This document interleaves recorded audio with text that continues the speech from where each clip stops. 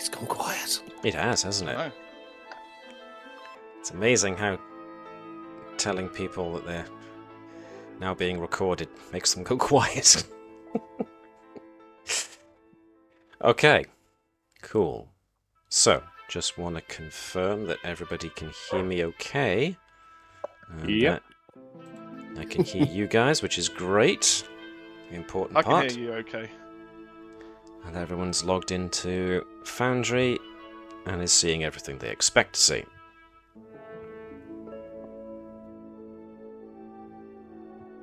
I did have a check not long ago just to make sure things were okay, so unless things have dramatically changed within the last 24 hours.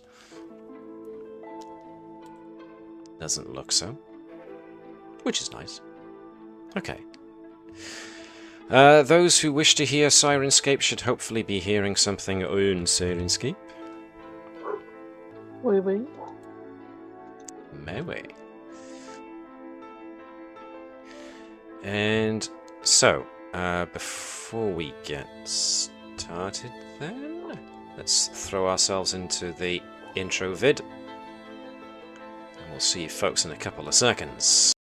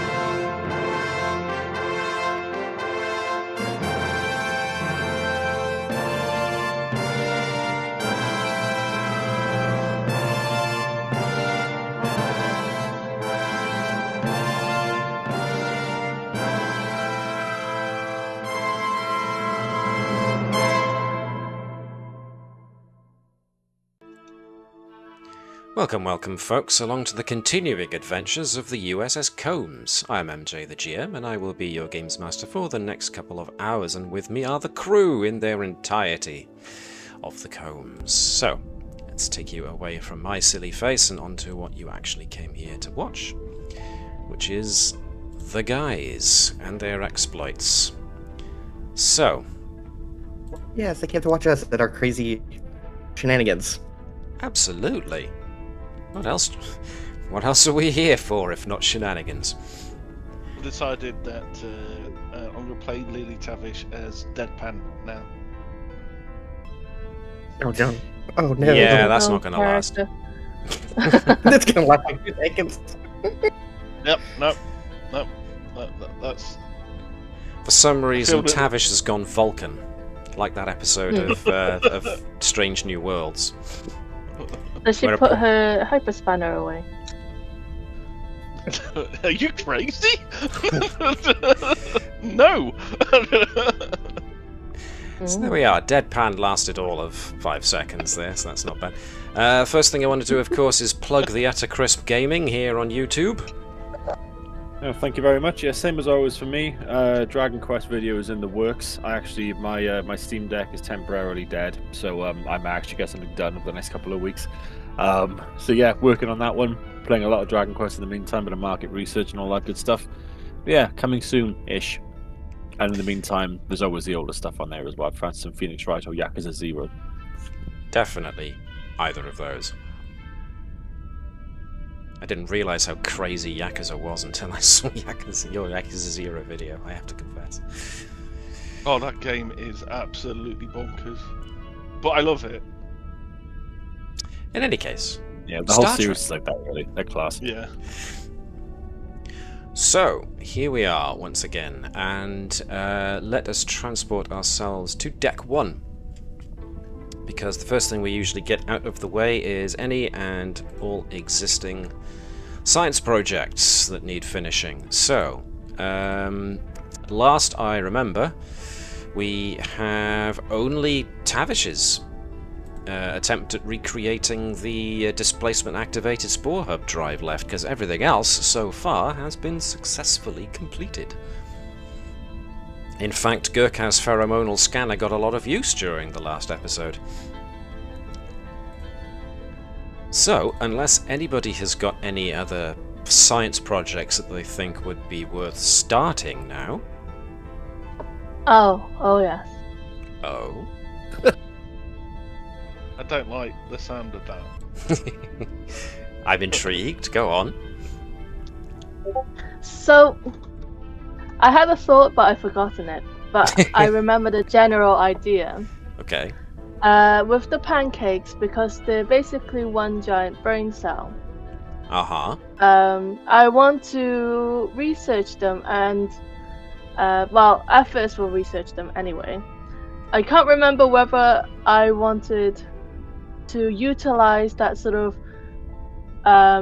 cellular communication by attaching some kind of patch on, an assailant and sort of controlling their body that way.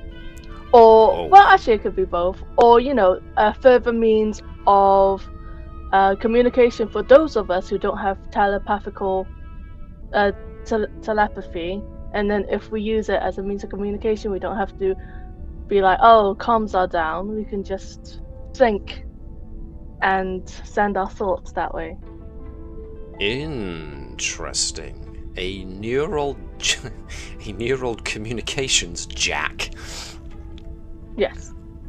Basically building comms into people's brain. Well, exactly right. Exactly right, Liz. Cyborg. Creating a mini communications collective. Other people's thoughts on Gurkhau's suggestion. Tell me you're a Borg without telling me you're a Borg.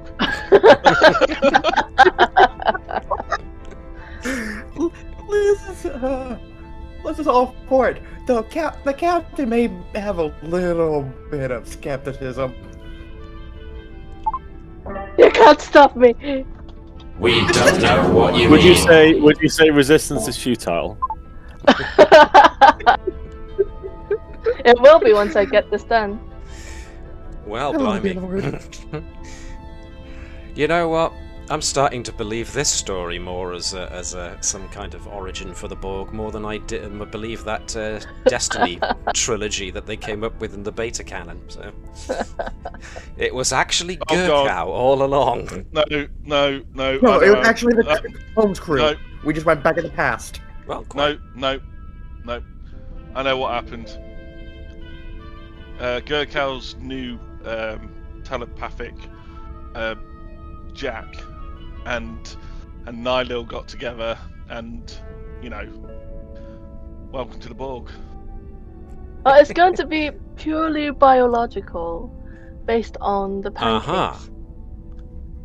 So, for those who are watching and have no idea what she means, last episode we finished facing off against the Deneva neural parasites, which were creatures that we met in the original series, Operation Annihilate, I think it was. Or was it Operation Annihilation? I can't remember. Either way. Interesting. You are going to try and take a form of biological communication developed by a species who feed on pain, it seems. Interesting. Where the hell do I start with this? Go on, what was that, Mark? Just saying, this can't go wrong at all, can it? Huh. Don't see why. It's Where to perfect. start with this? Okay, well, he muses aloud and mostly to everybody who can hear him. So we're trying to create a form of... I've got an important question. What are you going to call it? Oh. You know what? There are no names right now. Okay. So that's the most important thing, and that's why it needs a bit more time. to come through. But you want to start on something, just trying to research at least how it is that they are able to communicate. Based on the fact that if quarantine protocols were followed properly, you have no current living specimens of the Denevan neural parasite with which to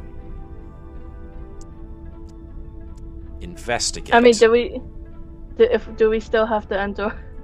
I'm sure we still have the Andorian I can use as Well, this is an important Artifact. question, and it needs to be asked, because the implications of whether or not you answer in the positive or the negative are pretty huge either way, so... Do you have the infected Andorian available to you on the combs?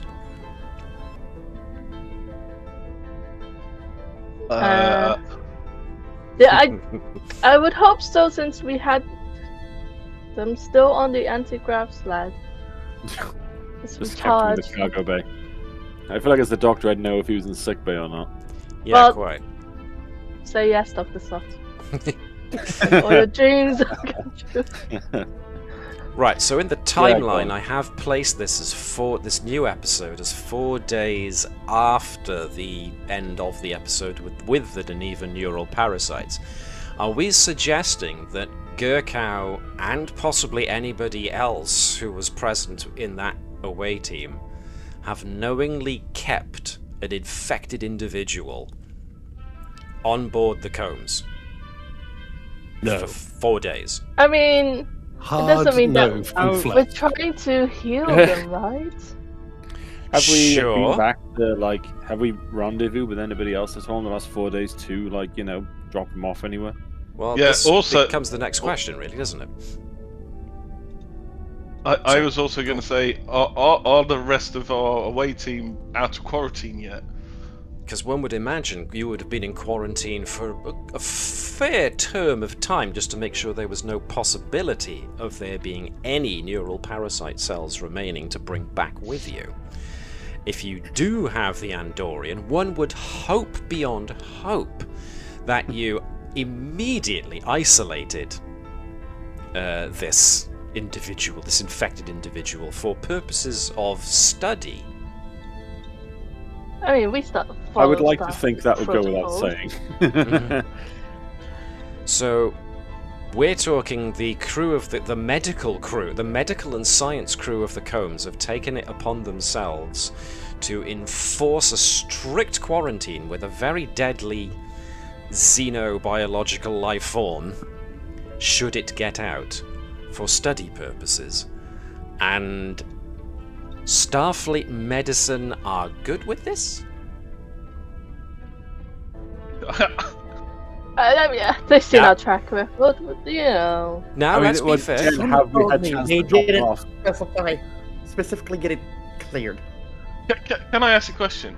Of Would course. we be able to Would we be able to take a dead pancake with us? I already have. Why? I'm saying it. Hold on. No. Because if it's a dead pancake, yeah, then you'd be able to get as much information as you can. But it's dead. It's not. There gonna was that carry- inert one in a stasis container on the medical area of the Angstrom station, yes. Can Dr. Sott then use the dead one as a sample of research for a vaccine to prevent them taking hold, Now, rather than whatever Gurkhal's about to do? We can do both. Yeah, no. Flesk is seeing what Gurkhal's doing and is nudging Dr. Sott. Like, we need a vaccine. This is going to go wrong. Flesk is horrified and terrified of infection. I think Honestly- we can do both. Honestly, I feel like Flesh should take point on this project. Yeah, the Flesk vaccine, will- absolutely. Oh no, on Gurkhal's project. Absolutely not. Flesk is going nowhere near that.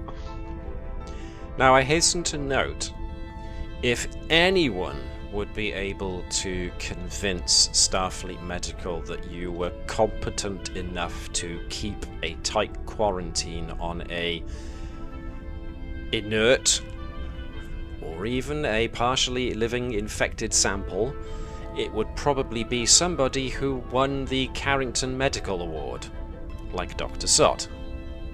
Yeah, but you said the C word. And he also has the Starfleet Surgeon's decoration. So you would You hope that somebody with all these medical decorations would inspire confidence that this kind of thing could happen, but it still comes down to, I think, we're probably talking, you're putting not only your careers on the line with this, We're but putting the ship you- on the line. you're putting the ship on the line as well if containment gets breached somehow. So what I'm eventually getting to is, I am happy for you to do this, just as long as you accept that there are going to be consequences if things go wrong. And, well, if things do go wrong, they could go wrong on potentially an intergalactic scale. So, Can I say that you said the C word, competent, about us, and honestly, I don't know about that. So, once again, let me make it clear. I'm not poo-pooing the idea. I'm just making sure that, as fun as it sounds on paper, as it were, as long as you guys acknowledge that I'm putting forward that there could very much be consequences, if you mess this up, this has the potential to go very wrong. I'm down for the vaccine. Sure. As is Flesk. I think these, both me and my character, don't like the idea of the the living biohazard.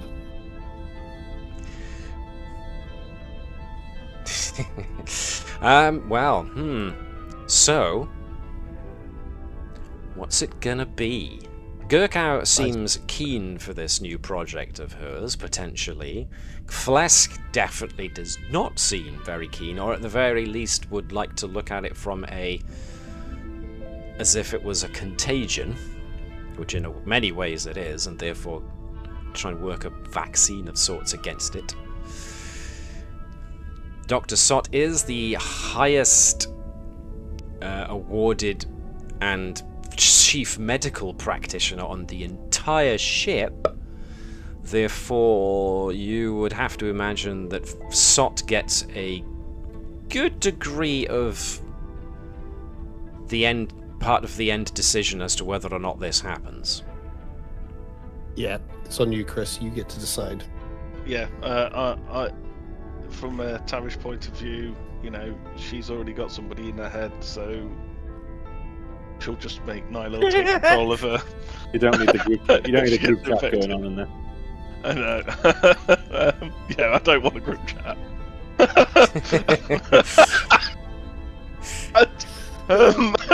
So, yeah. What voice is? Just want a voice. Chris, you decide. So essentially, why? Connie and Gurkow, essentially what I'm getting at is, if you want this project to get off the ground, one of the people you really have to convince to do this project of yours is definitely going to be Dr. Sott. Yeah, I think I need to understand if possibly the the captain. reward outweighs the risk, really. Ooh, There's no risk at all, don't worry. I think you'll find in the last Wait. 19 minutes that I've been spending... Yeah. I'll roll off. It's a negotiation Don't worry, between be fine. Connie and Flesk. Roll off. No. Presence and command. No. Let's not. Mummy, bro. No. Let's not let the dice decide. Let's see how No, well we do between the characters here. Don't do a dice off. Please don't do a dice off. That's the only way I see progressing. No. Let the dice Anyone for already 10. choose this. Okay. Oh. So, this isn't just about the end goal, right? Yeah. I'm also researching these brain pancakes, and that will go towards you know, regardless of whether we actively decide to create a vaccine or some kind of defense system against these, the research would still go into it. So, and then it's just, you know, reaping the rewards of the potential. That's the thing. I love the idea. I just don't love the idea that it's all this is being done on the combs. But that's the thing. If we don't do it, who is going to do it? And then, if no one's going to do it, then we will always live in fear of these pancakes.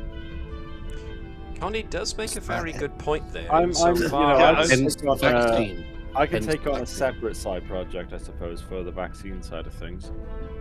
So you'd both be working together on it.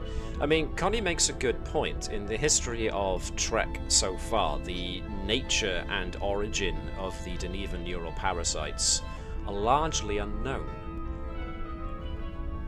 The closest they got was in the original series, where Spock and Kirk noticed that there was almost a migratory pattern to these things. But that was, as far as I know, as close as they ever got. They only decided then to just obliterate the ones that they found on Denevan. So, if they're just, you know, dodgy pancakes, just say it's like Neelix is cooking. So, it's an interesting proposition, at the very least from a scientific point of view, to understand a new species. So. Yeah, I'm okay. Where I'm leaning at the moment is, you know, there is my approval under, you know, SOT supervision, who also retains the right to hit, you know, flush it down shatter the thing. Yeah. Seal it in a containment field and fry it with fire. Yes. Okay. Exactly. Okay. Stick a syrup on it. So, yes, obviously you've got your scans from when you were down there, but your priorities were essentially the research at the Angstrom facilities. So active research on these creatures would probably be better if you did have a specimen of some sort. Now, would Gurkau be more amenable to the inert specimen, or does Gurkau definitely think she needs a live one so that she can see how they operate when they're alive? A live one. Right. So can we we are. remember I think we start. Now, hang on. Okay, I'm immediately invoking my rights. Let's start with a dead one. All right. Let's not get ahead of ourselves. Okay. We saw enough for the live ones on the planet for the time being. Oh, all right. I'd like to point out. Can everybody remember this conversation? Yeah. When I decide to take a Borg on board and do my own live experiments. All right. I like how he said when, not if.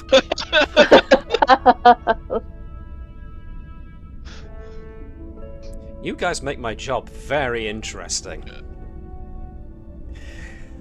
Right. Okay. I agree with Connie now. I think Gurkau has the means to do it. But it seems Dr. Sot has put down his foot saying we start with the inert one, yes? Yeah.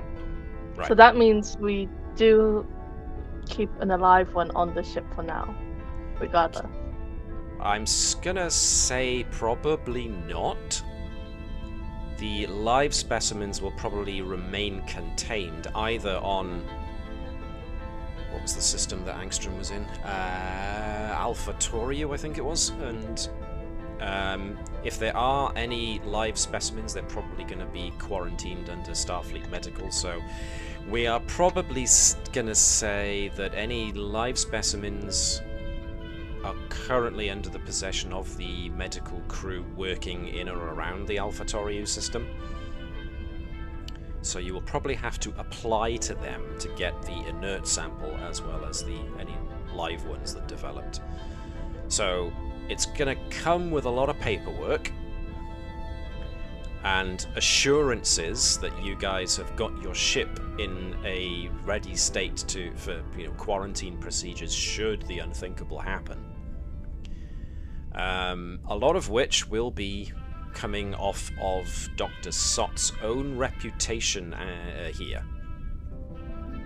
Because Dr. Sott is so highly awarded, Starfleet Medical will be amenable to the idea of sending you guys the inert neural parasite, and depending on what your research shows, you can then apply later on to get live specimens in, as long as Starfleet Medical are given a full review of the Combs' systems in order to see that you are adequately outfitted for the task.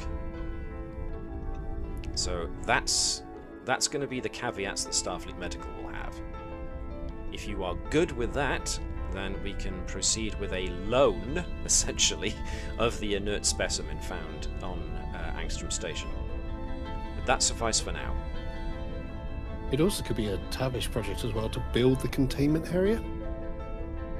I've already got my own projects. Please don't give me more work. Well, surely Flesk would be better suited. I was going to say, why can't Flesk do this? Flesk? I do think Mr. Health and Safety Flesk should be in charge of. Containment area with built-in incinerator. Yeah. Yeah, I was. Why do you want me to do all the Okay. You're the chief engineer. destructive stuff? Yeah, you're the chief engineer. Go engineer. Yeah, I'm making a new way to travel. What do you want? I created an AI. I'm now creating a new way to travel. Yeah. What else do you want me to do? A containment area. I was pretty clear. What else? Build a You know what? No. You know what? No. That's it. No. Tavish is noping Hold out. on. She's handing in her badge. She's leaving. No. There you go. No, she's taking over That's now. it. You're chief No, engineer. yeah. I do feel for Tavish at this point, it's very much like alright, take a ticket and wait until I can get to you. Yes. Now serving ticket number 12. Ticket number 200. Exactly. It's like, look, yes, I know I've got this really complicated AI in my system, but I've only got 2 hands. Plus, yeah, There's only Chris made one a good Tavish. Yeah, and Chris made a very good point, which is if there's anyone who also has a background in engineering who is possibly suited to make sure that the containment establishment is the most hermetically secure containment facility there ever could be, complete with everything needed to ultimately destroy every microbe of germ, it's definitely Flesk. Yeah. Cool. You're the germaphobe. What I will do I also then... want to point out I put in ticket 168 with engineer, but mine was just a milkshake, so I'm expecting mine to go soon. Which one was that? Hold on. Which one was that? I'm just going through The my paperwork. replicator's going wrong in sickbay. The chicken soup is coming out like beef soup. Well, this isn't I'll get on exactly that. how I pictured the start of this episode going, but hey. This is going in an interesting direction. Okay. Did you say strawberry milkshakes? Strawberry, yeah, thanks. 2 of them actually, and then a banana as well. Just Okay. a banana, like not even a milkshake. Fantastic. Oh yeah, I'll put that into the system. Thanks, man. It's alright. I got you. It was an important request, and it needed to be made. We can't have the chief medical officer going without his strawberry milkshake. It took over the Spore Drive project for like at least a couple of hours. Okay, I got the what whole I will engineering do, team on it. because I'm sure there's a science lab somewhere on the Combs that isn't being used for anything specific. Haven't we Especially got, like, since. a couple Well, of, yeah, that's the other science? point. You've got a couple of auxiliary ones, and essentially, since it's Gurkow's idea, Gurkow's in charge of science, she could always requisition one of those science labs to be the one that's specifically for this project.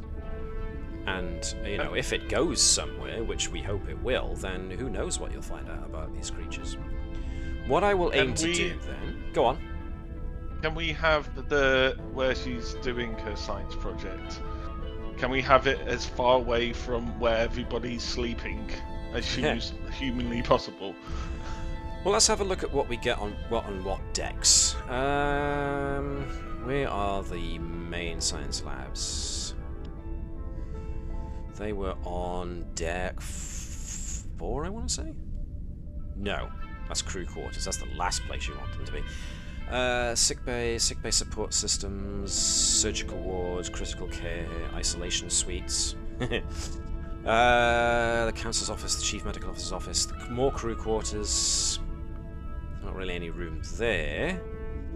Oh, here we go. Deck 6, crew quarters, non-specific science labs, auxiliary deflector control, deuterium processing, resupply connectors. What's on the next one? Cargo bays on the next level down. Deuterium tankage and warp core injector access. You probably want to stay away from there. Chief Science Officer's office is down on deck 8, where astrometrics is also there. Can I ask a question? Can we commandeer a cargo bay and turn part of a cargo bay, part of one of our cargo bays into a place where Gurkau can go and... Well, here's an interesting one, in a similar regard to that, actually. On Deck 9, you have the cargo loading doors, the Aero Wing shuttle dock, and it says here labs. It doesn't say specifically what they're for. Now, in the event of something going wrong with containment, being able to just shoot that lab out into space, through the main cargo loading doors, no less, might be a good safety measure. Yeah, but then we lose Shutty's shuttle then. Well, it's not the Aero Wing shuttle dock. The main shuttle bay is on deck 10, lower down.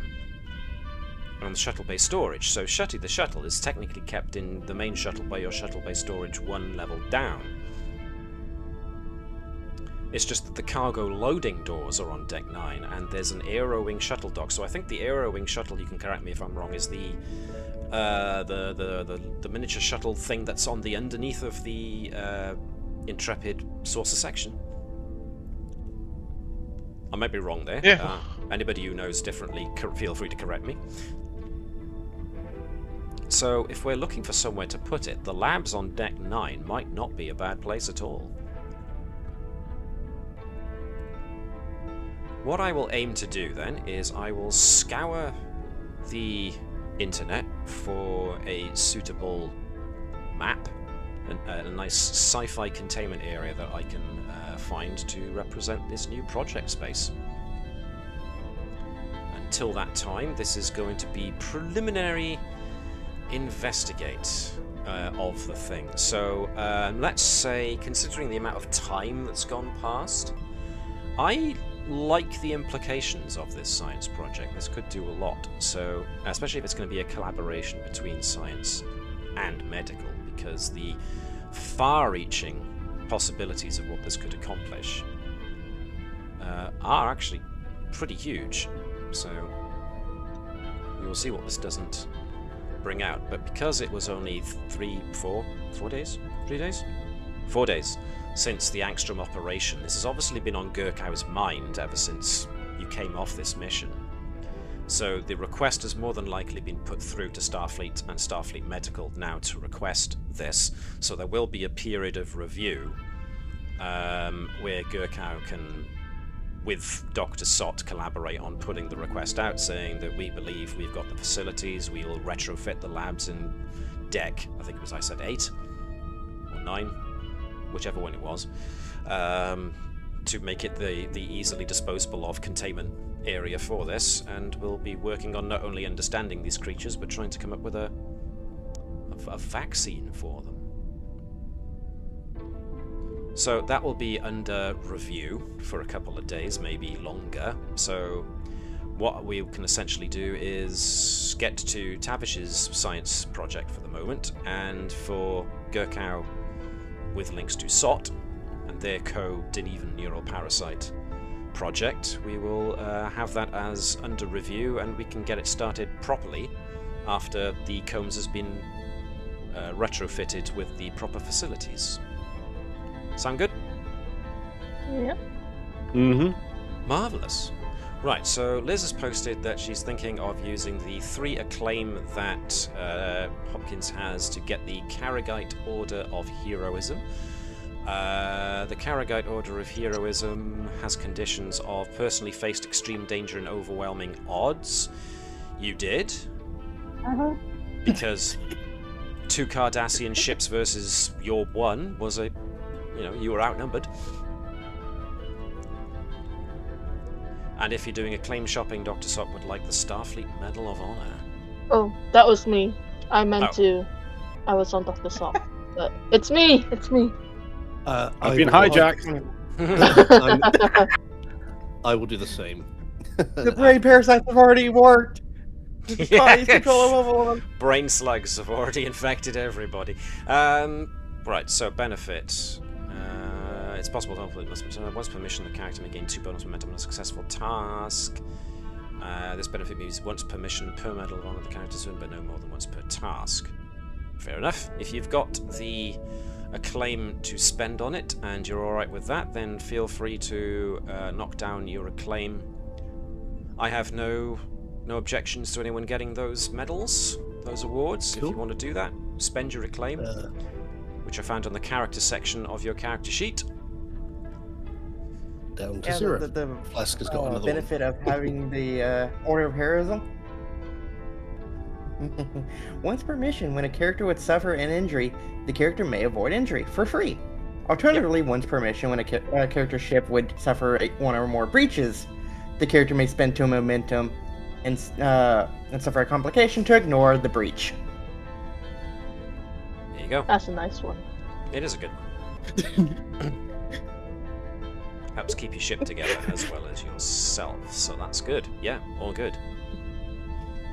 Anything else anybody else wants to spend their acclaim on as far as awards go? I think I'm okay for now, thank you. Alright. Oh yeah, just speaking of which, what can I do with the milestone again? I forgot. Oh yes. Dave, you had a question as well. I was just going to say, I'm just reading something. Just give me 2 seconds. So a milestone, or what used to be a medium milestone, you can choose a single attribute and increase it by 1. You can't increase it over 11, and may only increase each attribute once using a milestone. You can increase a single department by 1, but can't increase it above 4. You can gain an additional focus. You can gain an additional talent. You can do that same options to a supporting character. Or you can adjust one of the ship's systems by 1, and whilst decreasing another one by 1. You can't do this to increase a system above 11 nor reduce a system below 6. You can swap a department score on a 1-for-1 basis, but you can't increase that department to more than 4 or reduce a department below 1. Or you can swap a ship talent. So quite a lot. You can do quite a lot there.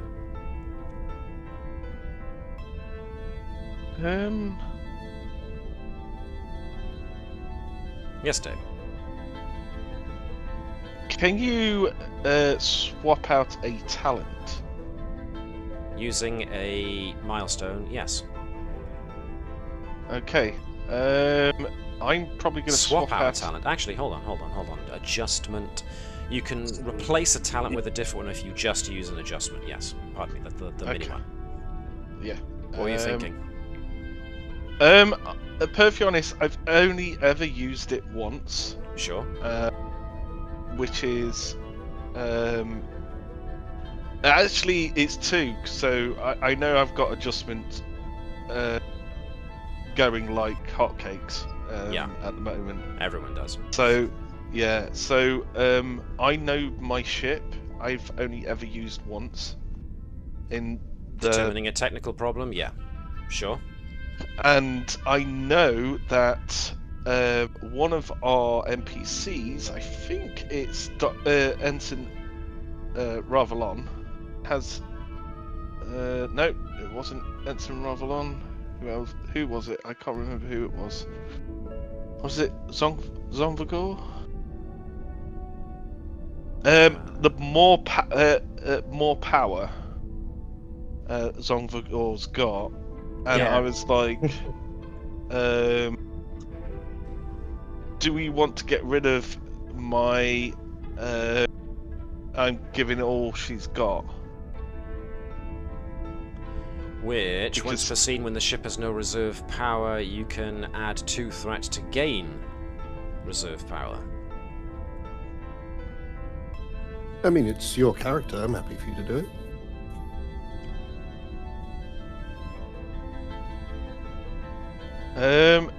Yeah, can you just give me like a... It's about finding something which is gonna work. Replace it. Okay. Yeah. Okay. Something to think about. But as for the time, unless anybody else has got any questions, whilst Davey is having a perusal.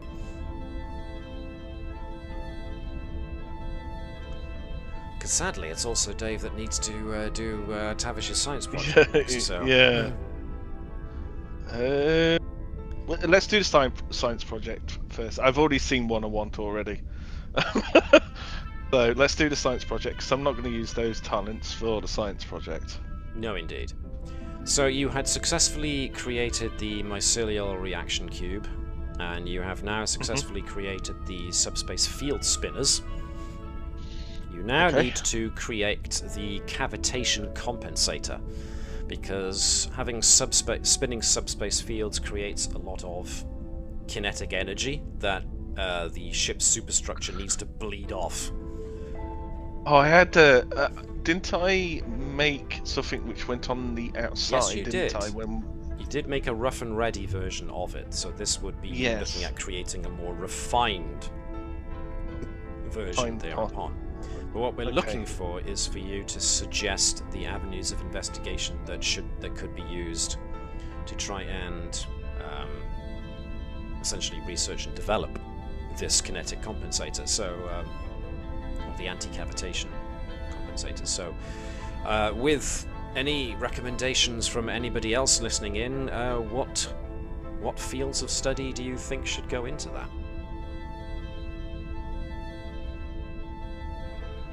I can't think of any at the moment. I really can't. Okay, so we're talking essentially about trying to bleed vibration out of the ship's superstructure so that it doesn't shake itself to pieces. So the kind of stuff we're looking for here is maybe ship design as a potential one. We're also looking at structural integrity, so anything to do with maybe materials design. Okay. If anyone else can suggest anything they think might be along those lines, feel free to chime in. Because we need at minimum 3 avenues of investigation, maximum of 5.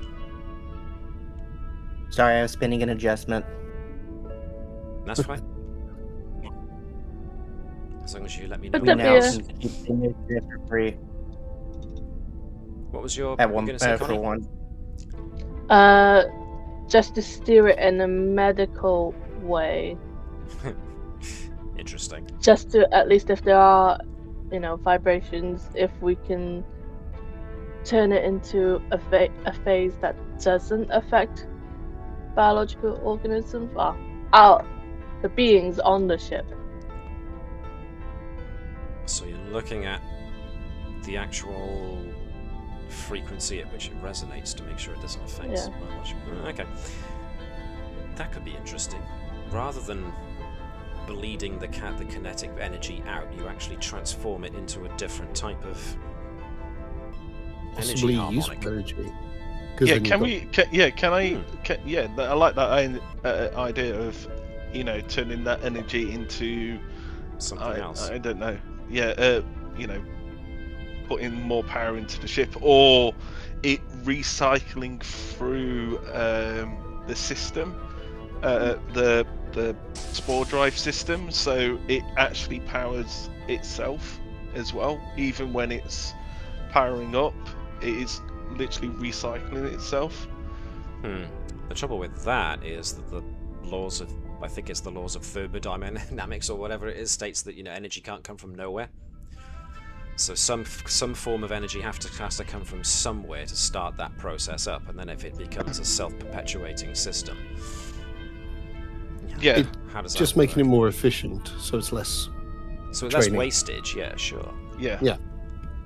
So you're taking some of so you're actually storing some of that energy, so that you can use it as a backup later on. Interesting. Energy storage, which again suggests that you need to turn the kinetic energy into a different kind of energy so that you can use it as a backup battery. So once again, you're looking at turning one type of energy into another, shifting its state, almost, or its type.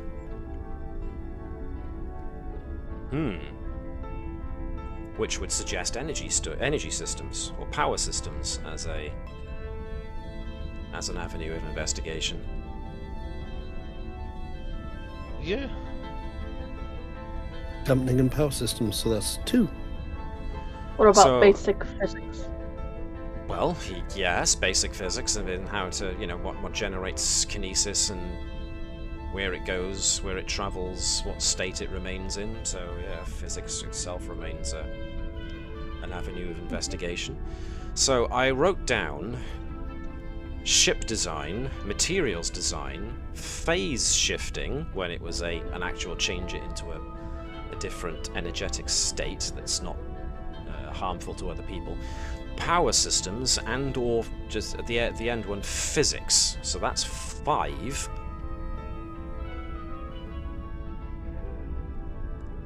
Do those sound reasonable, or do you think one of them or more of them need replacing with a different one that you can think of? Or is that our list?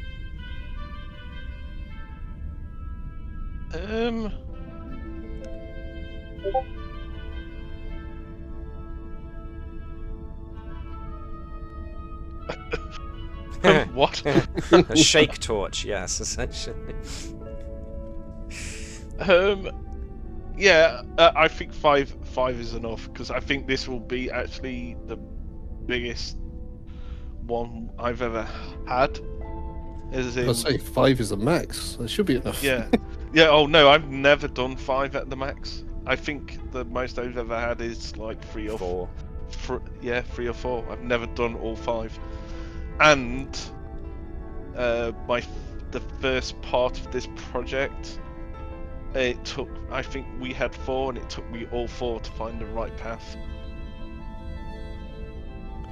Right. This so science project is taking a long time. Yeah, which should do. So the final question I suppose I have to ask then for this cavitation compensator is: are you now going to use it as a secondary storage battery, or are you going to just be looking to transform its the energy state so that it just drifts off? I'm going to use it as storage battery. Okay. As it doesn't, I really want to kind of integrate. I feel like that's a secondary project though, as in it would be done after I've. So for the moment, just create it as like a capacitor, just a battery. Yeah, and then integrate, and then have it as a separate. Yeah, a separate science project where I can integrate it not just into the Spore Hub drive, where it helps as a backup for the Spore Hub drive, but it's a backup for the other systems on the ship. Interesting. Okay. Or it can, maybe give us a little bit more power in, weapons or shields. More power. Yeah. Okay. Noted. So, which one is it?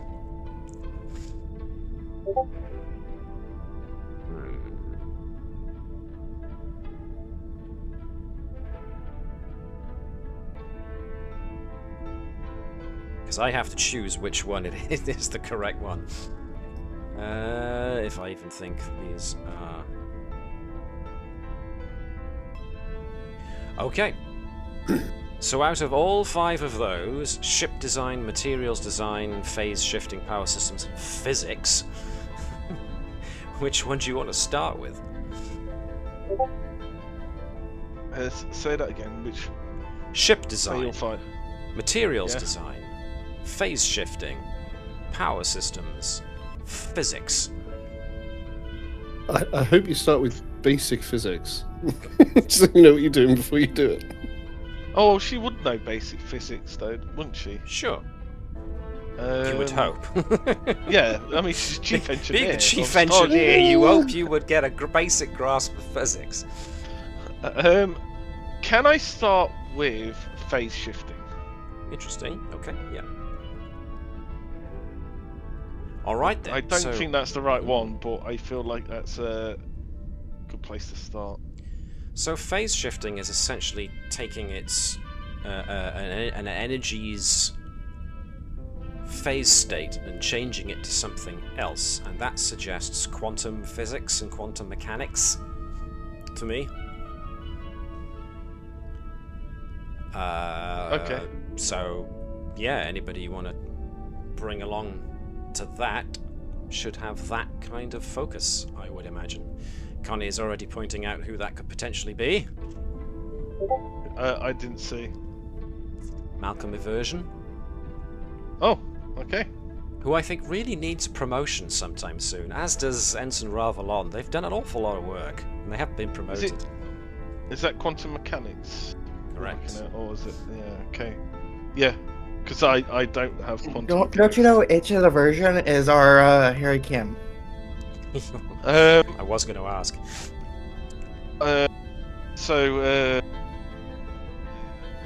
Tavish will go to Gurkha, go, yeah, I need to borrow a version again. So I think it's only fair that Connie roll for Malcolm, giving him a reason and science with a focus. 1 dice, and Tavish has to do likewise, reason and science.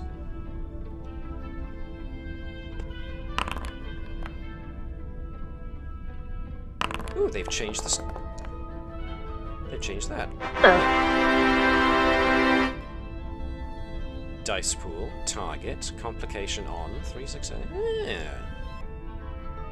I knew there was an update. I didn't realise they'd changed the results column. That's really cool. And actually put whether or not there was a focus on it. 4 successes. That is major work. That is not only hypotheticals, but also dealing in managing to get through. Oh, jeez, the words just shoot out of my brain so quickly. That's going to testing and materials design, and also and mock-ups and the like. So you've not only worked out the maths there, which, considering it's quantum mechanics, is some pretty hefty maths, but also started working through simulations to try and see how it works. And so far, very interesting. So you are not a far step away from finishing that particular avenue of investigation. Nice. Nicely done. Okay. Wow. Oof. Just to let you know, I have already chosen my new talents. So I'm going to get rid of I know my ship, and I'm giving it all she's got. Sure. For 2 adjustments. What are you replacing them with? I am. Hold on. Yep, sure. I'm replacing them with. Hold on. Where was Holding it? on. Where was it? Oh no, no, no! I can't. You can't find it. Oh dear. Couldn't have been that good then. Oh no, it was. It was.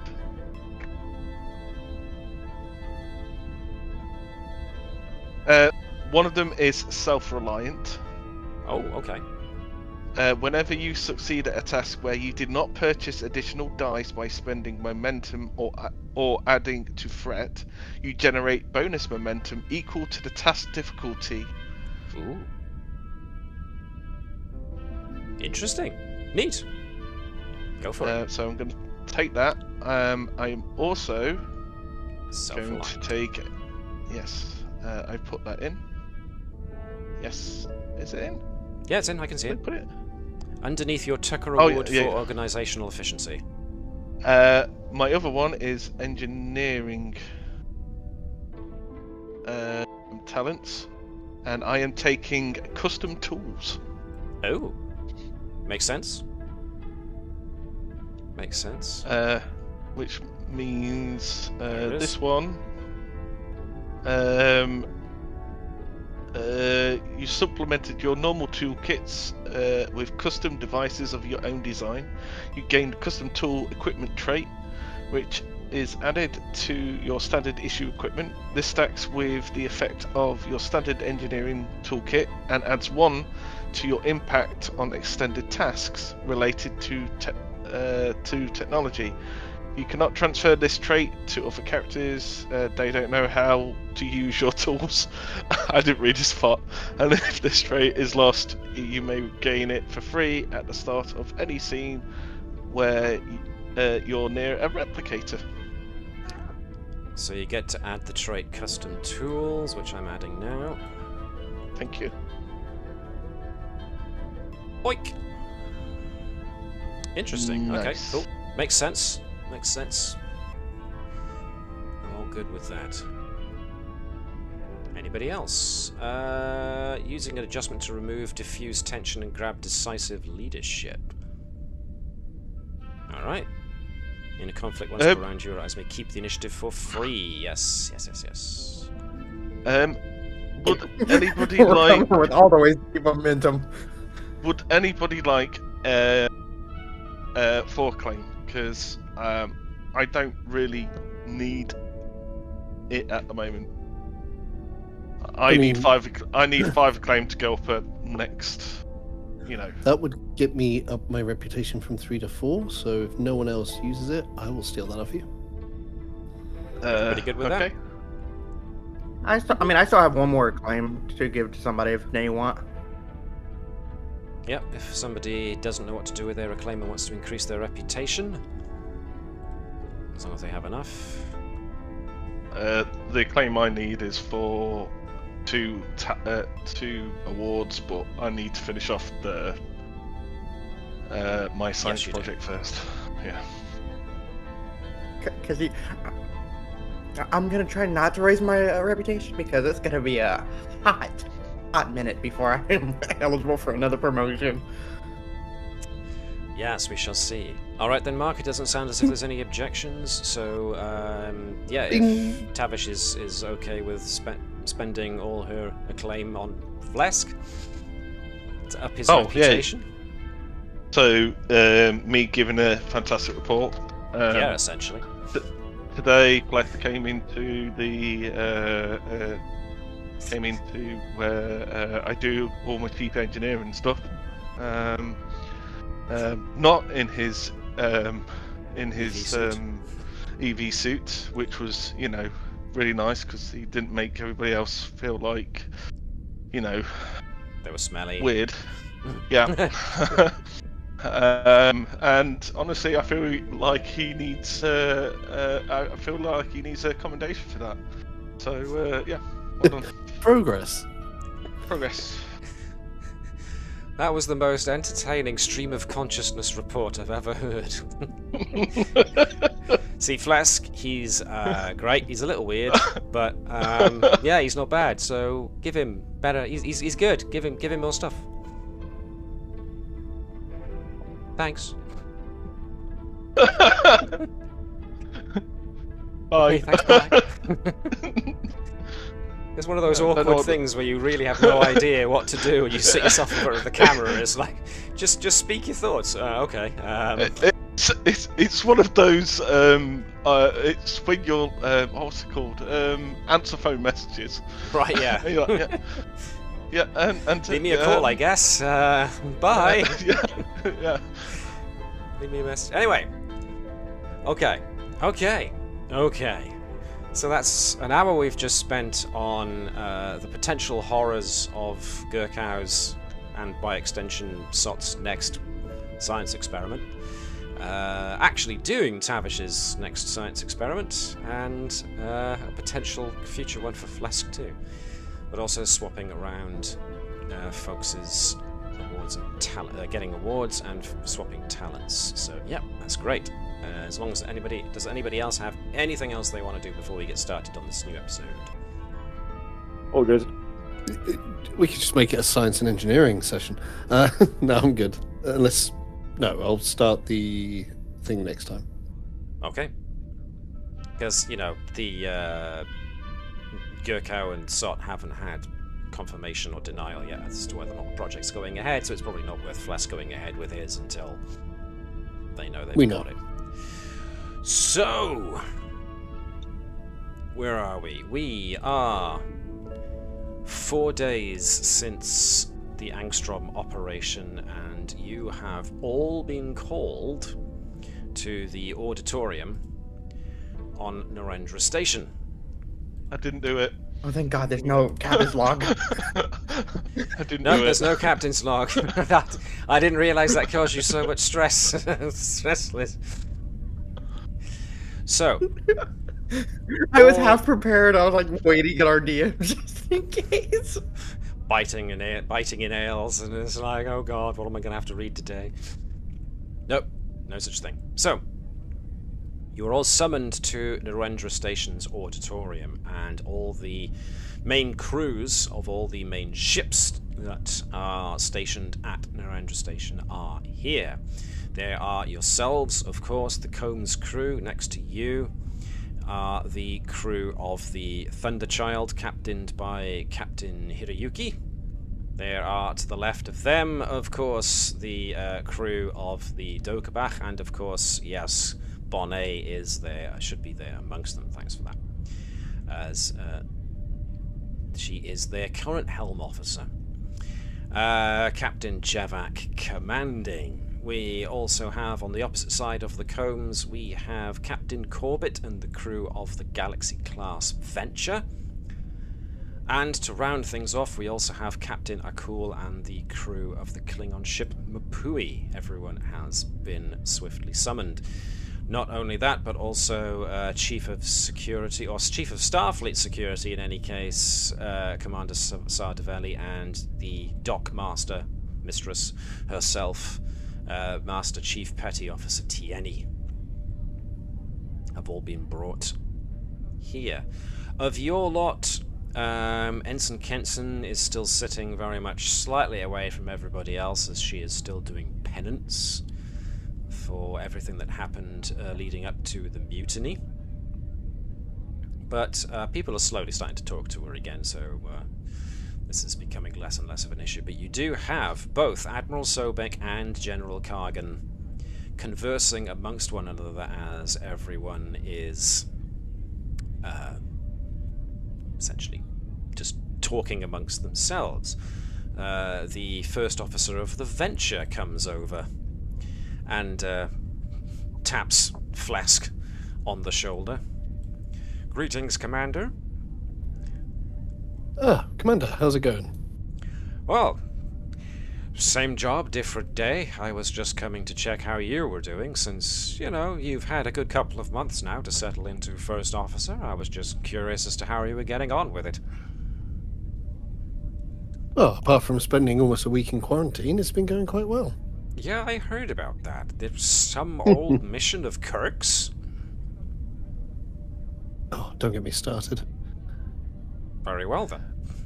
Yeah, we managed to sort the situation out, but an entire planetary system is now under quarantine, but it's quite frightening. Indeed, he gives you all a very... He seems to... He doesn't actively recoil, but he leans back about an inch. But everyone's cleared for medical. Everyone's been medically cleared, right? As far as we know. I mean, this is a species we don't know much about, but we should be fine. I see. Cheeky grin is going to come out the corner of Flesk's face, as far as we know. Rozek's got a very uncertain look on his face at this point. Thank you for that, Commander. Well, if you'll just excuse me, and he just walks over and waves hello to Captain Hopkins. Captain, pleasure to see you again. You too, Commander. I hear that you actually took on 2 Cardassian Galore-class ships all by yourself. We've all known that you've been priming the cones for military operations, but, well, he leans in conspiratorially. I have it on good authority that Captain Hiroyuki of the Thunderchild has been pretty jealously staring in the Combs' direction, because he was under the impression that the Thunderchild was supposed to be the Starfleet military ship of our little trio. Apparently he's quite jealous that you managed to square off against a pair of Cardassian ships before he did. Oh,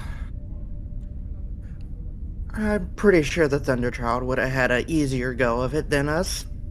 From what I hear, you took next to no damage whatsoever before the Cardassians chose to flee.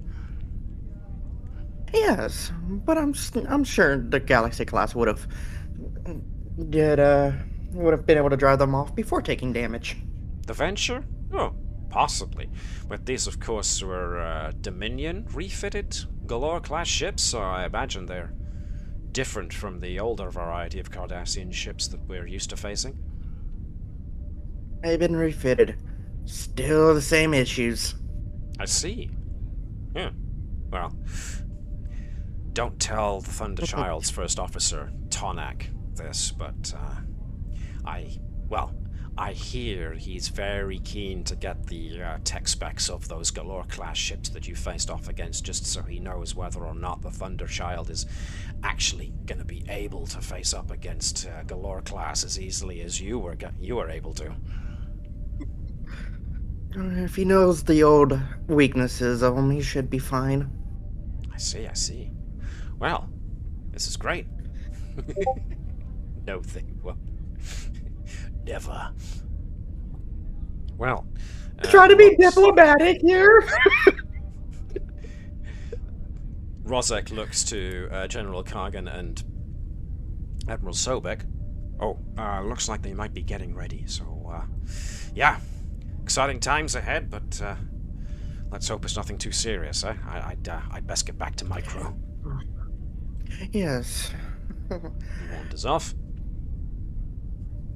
But now that you've been told about it, Captain Hopkins does notice that the Thunderchild's first officer, Tonak, for Vulcans who Vulcans are incapable of lying, but this one is at least trying his level best to pretend like he's not staring in your direction every time and taking notes, and not just Hopkins, but the entire crew of the Combs. Everyone.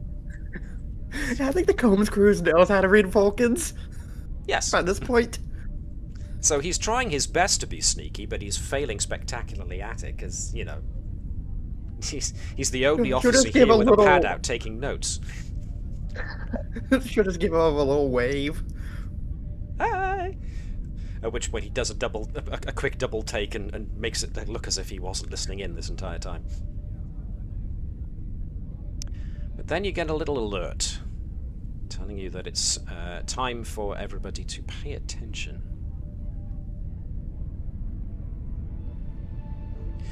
So, converse to what you're used to. Admiral Sobek actually takes a step back at this point, and it's General Kargan who activates the sound system so that his voice can carry all over the auditorium. So, let's just put on my proper voice for this.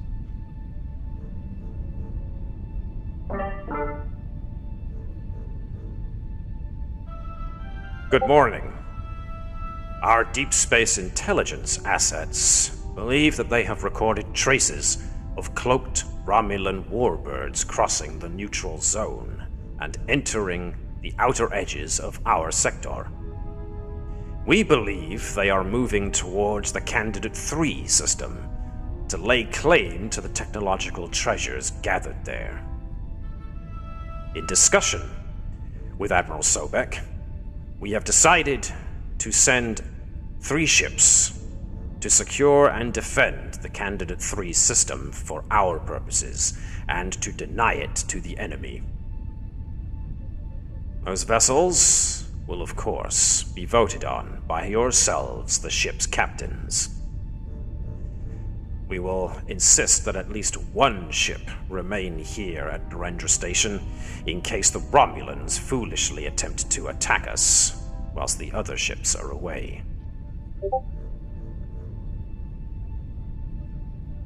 This is an important decision that needs to be made quickly, however.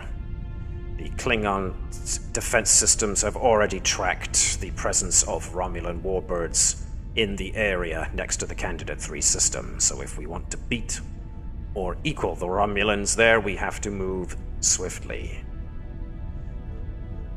The crews and captains of the assembled ships herein will get to put themselves forward as to which mission they want to endeavor upon, and then the captains of those individual crews will have to decide who amongst them is going to be the overall leader of this operation. Captains, it's now up to you.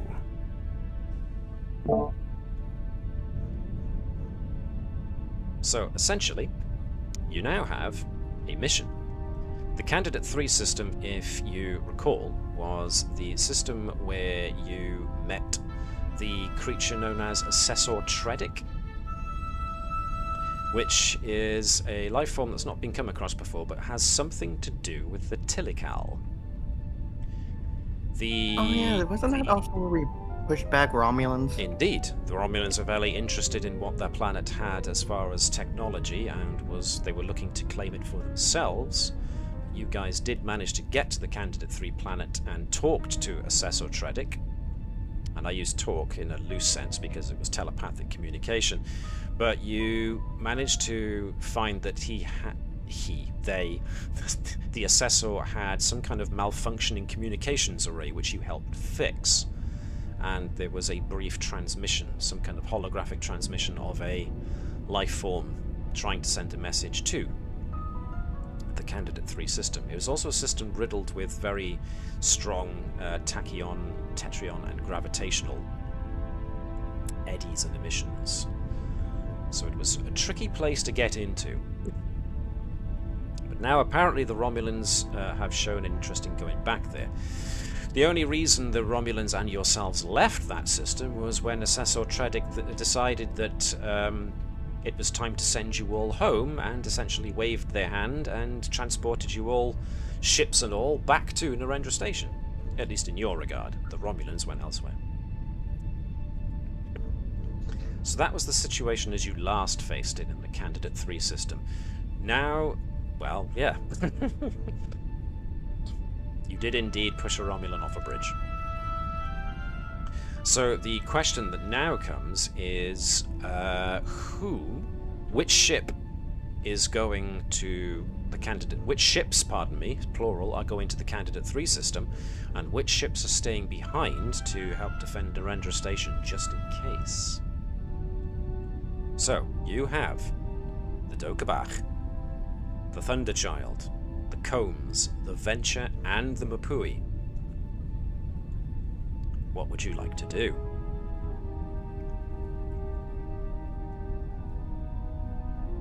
This is entirely your decision now. Which ships would you like to go? Batch.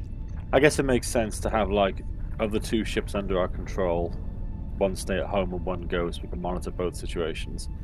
That's what you want to do. I'd think, assuming, we can behave ourselves with them, that we send the Klingons to, go investigate. And we, like, the Combs plays defense. That's a furious. Yep, I like this one. Anybody else? Connie, Dave, your opinions? Hey, I was going to ask. Oh, go on, Connie. I was just gonna say, let's clean it up. Okay. Dave? I was going to ask, can we have, except for, well, yeah, can we have a detail on all the ships and what types of ships they are? Sure. So, if I start from the left, Captain Qe'Bach commands the Qe'Bach, which is a Vorcha-class attack cruiser. The Thunderchild is an Akira-class. I think its class is an actual battle cruiser. Give me a second to check on that. Narendra Station. Starfleet ships. Nope, ships. Starfleet ships. So the Thunderchild has the mission profile of tactical operations and is an Akira-class vessel. Just to make it easy for you, what I'm going to do is I'm going to put the tokens for these ships here on the display here so you can have a good look at what's going on. The Thunderchild is this guy. And the Venture, of course, is a big Galaxy-class ship. Then, of course, there's your own ships, which is the Qe'Bach itself. And we want the Combs. I forget, what is the Mupui again? It is a Cavort-class battlecruiser. Giant-sized bird of prey, essentially. So, here's my idea. Both Klingon crews. And just to ease the ego of the poor Thunderchild, let them go. So you want all three of the combat-class ships to go? Yes, in parentheses, because the World Combat Class, aka the Combs, stand behind. Ooh, shots fired. Almost literally. Alright, so that's Liz's opinion. What's everybody else's? I have another question. Sure. From what you were saying, it's not just to stop the Romulans, it's also to find out what technologies Potentially. Yeah. They are there as well. So do we really want to be sending free combat? Hey, Captain, the Mupui crew does have science stuff, okay? Their captain does like the science and the technology stuff. Sure. The Combs can do all the science, so having two more combat focused would be good. Okay. I really kind of Connie, want to play Mad Chris, One. your I really want thoughts? to play Bobby.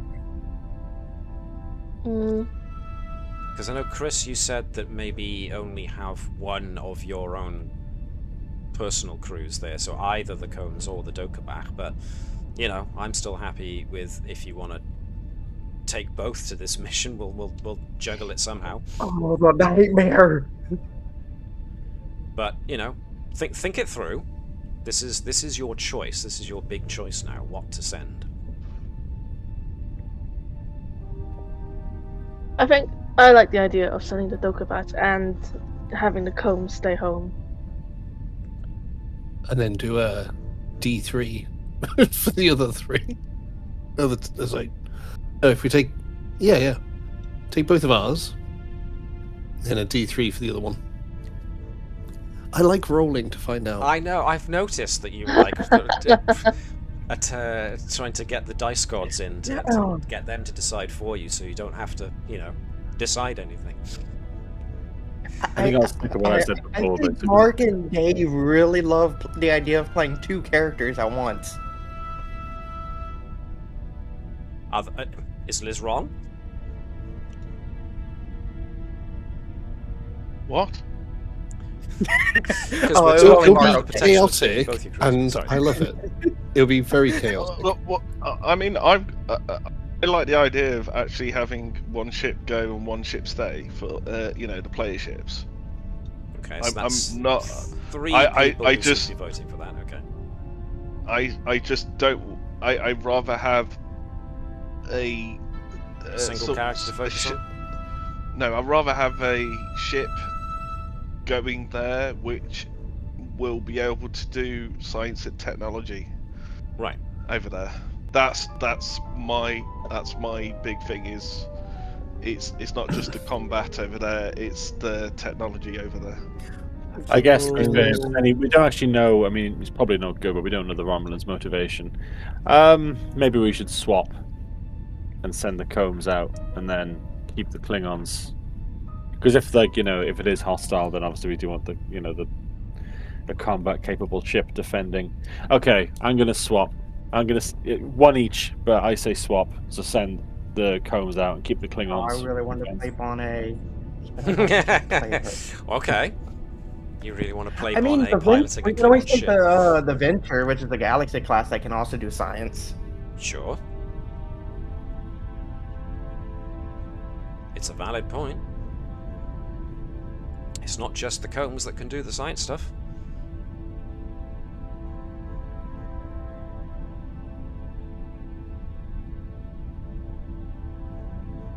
So, we have a mixed bag at the moment.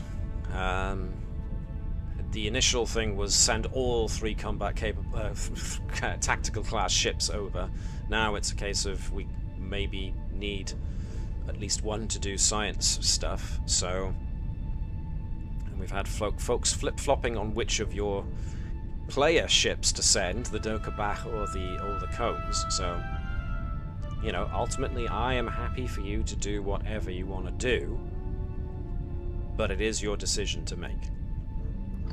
I mean, if people really want the Combs to come, then I'm voting for taking both then, so I can still play Bonnet. What do other people think?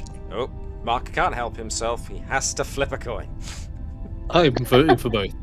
Voting for both. Sending both. Yeah. If Okay. you want to take the Combs, I'm voting for both because I really want to play my Speedy. Speedy Gonzalez. Honestly, yes. She does donuts with a Fortune class attack cruiser.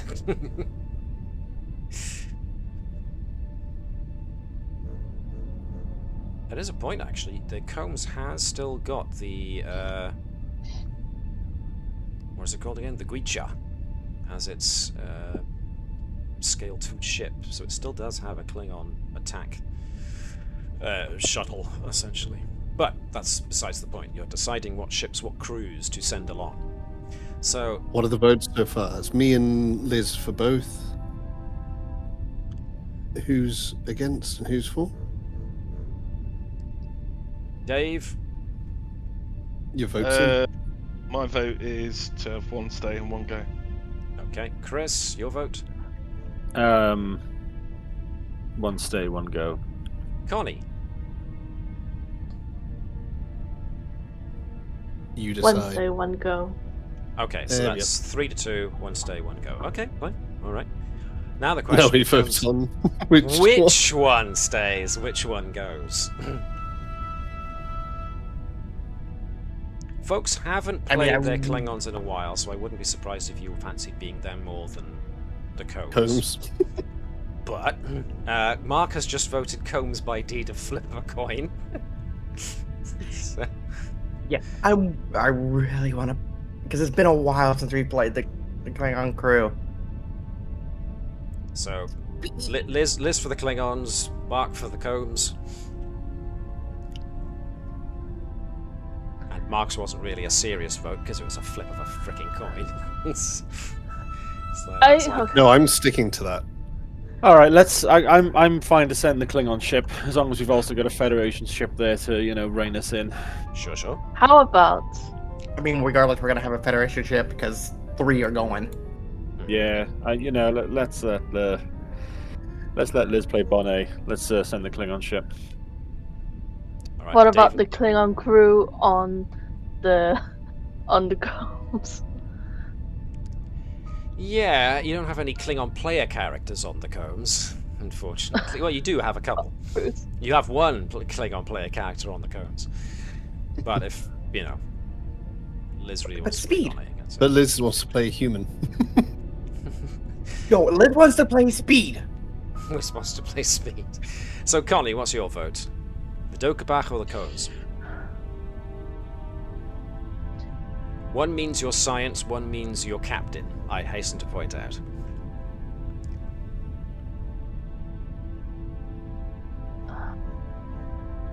Always flip a coin. Or we can always put Bonnet on the combs. If you fancy Just have a Zane. really weird and fast warpage of whatever, then yeah, we can do that if it really calls for it. I might have to go with the mark. Flip method. a coin. Do it. Do Yeah. it. So what is 1, what is 2? I guess 1 is combs, 2 is Qe'Bach.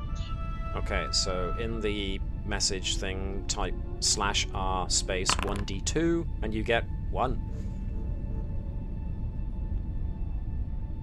So that's 2 for the Qe'Bach, 2 for the combs. It's a draw. Who hasn't voted? Dave! Dr. O'Keefe or Tavish?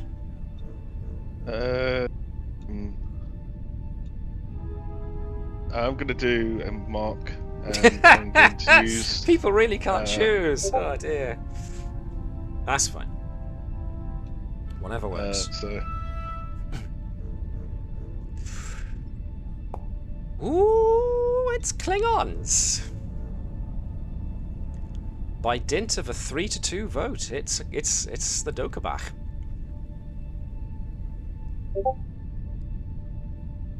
Right, is everybody happy with that? Yep. Are people okay with that decision? No second thoughts? Praise to Rich. Quite. Alright then. So your main ship that you want to send is the Qe'Bach. Okay. Which ships are going with the Qe'Bach? Because now you have one Klingon ship going. Did you want to have it 2 Klingon ships in a Starfleet? Or 2 Starfleets and a Klingon ship? 2 Starfleets and a Klingon. 2 Starfleets and a Klingon. I also With Send- all the muscle they need. So send. Honestly, yeah. the vent. The Venture. out in the big one? Yeah, and the Thunder. Thunderchild. Yeah, and have. Yep. And have whatever The Mapui and the Combs guarding the station, just in case. Yeah, because Alright. then it really does show a united front between the Klingons and the Federation then. At Yep, both places. So we're sending 1 combat ship and 2 science vessels. Got it. Well, one combat ship, 1 hotel in space, and The Thunderchild. a Thunderchild. Yeah. Thunder. Can I ask, Yeah. what is the Akira again? The Akira class was the class that was built mostly for combat operations. So this bit at the back here is actually Matt. a rapid-fire torpedo launcher. Matt, is that the ship we used for The Navis, yes, yes. that was Yeah, the original okay. Navis. Yeah. Was the Akira class, yes. Okay. So it's I primary. thought I remember. Yeah. I thought I remembered it. Yeah.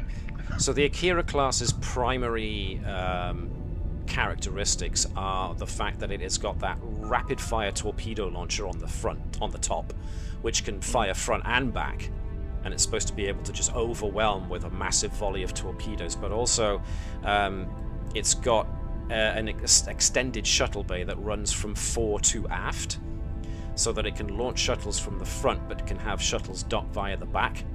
So it's got a very extensive shuttle bay system, as well as having that massive volleys of torpedoes that they can fire out. So that was the kind of the mission profile, if you will, of the Akira class. Can I ask if the Thunderchild's got 2 warp engines like the Navis did? It does not. The old Navis. Oh, okay. It has got ablative armor, extensive shuttle bays, fast targeting systems, improved hull integrity, and a rapid-fire torpedo launcher. What about that's the Galaxy class, isn't it? That was the Akira class. The Galaxy class. Is it the Venture? Yep. Yes. Now, the Venture has advanced sensor suites, source of separation and reconnect. It is a command ship, so it's good at command liaison between different ships.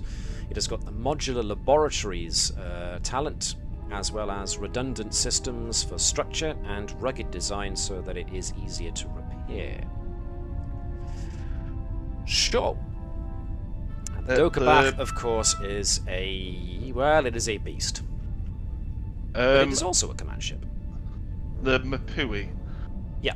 That is that more of a combat class than anything else? Is more of a combat class, certainly.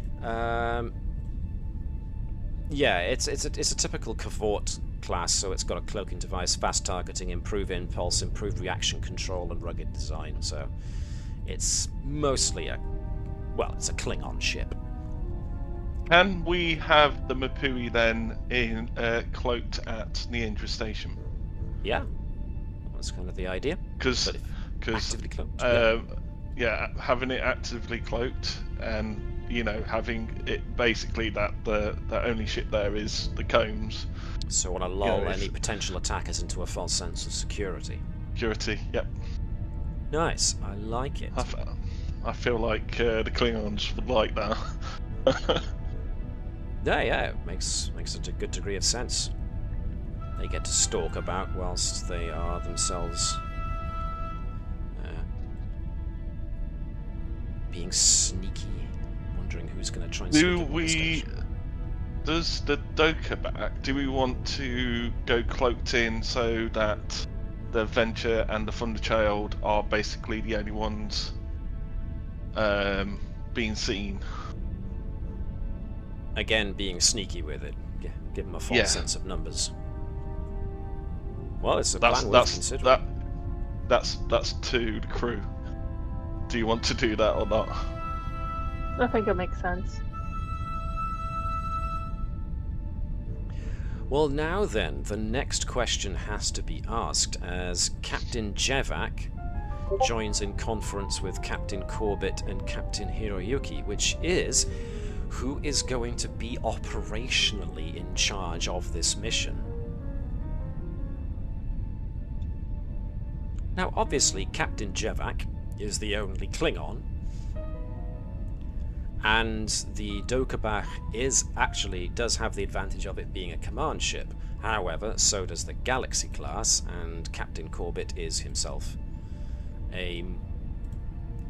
he's the oldest of the three, but Captain Hiroyuki quite correctly points out that he has as much active service experience as Captain Corbett and has been in as many combat engagements.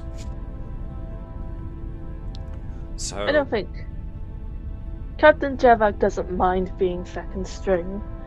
His ego isn't so big that he must lead every mission. Okay, cool. So besides, who do you I think... Go on. Oh, sorry, just adding that if we were cloaked, I don't think it makes sense. To be the overall commander, to be the one Yeah. who's on the sneak. Okay. Yeah. Makes sense to me. Alright then, so who do we think, and this could be a collective thing, not just, Connie, who do we think should be in overall command? The guy in the combat-capable Starfleet ship, or the elder statesman in charge of the Galaxy class? Which one gets to be Commodore for a day?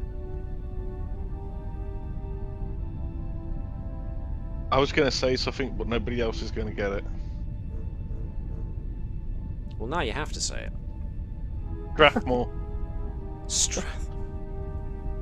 Yeah, nobody else is going to get it except you and me. Nope. Yep. Yep. So, yeah, I mean, let me pull up... Let me see if I can find Captain Hiroyuki. No problem. Let's find Captain Hiroyuki's service record. Is his name Matsuda Hiroyuki? Yes. So it's actually Hiroyuki Matsuda. Pardon me. Hiroyuki Matsuda. Captain Matsuda. And we also want to find out about Captain Qe'Bach of the Venture. Captain Roger Qe'Bach. So, Captain Qe'Bach commanded the Venture as part of Admiral Hasker's task force that was sent to Deep Space Nine when a Klingon attack was imminent. After the Venture arrived at Deep Space Nine, Sisko offered to ask Captain Qe'Bach if he had a position aboard the ship for Worf.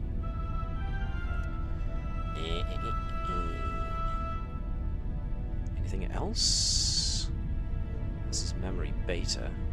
So Captain Qe'Bach, Starfleet Captain, commanding officer of the Venture, was a close friend of Benjamin Sisko. Captain Matsuda was in command of the Thunderchild. And that's about all we know about him, really, as far as beta canon is concerned. Ooh, not much. So it's whatever we want to make up about him, really. Because the Dominion War still hasn't actually started yet, so Qe'Bach's and Captain Matsuda's war records in that regard aren't actually haven't happened yet. So who do you think should be in overall charge of all of this?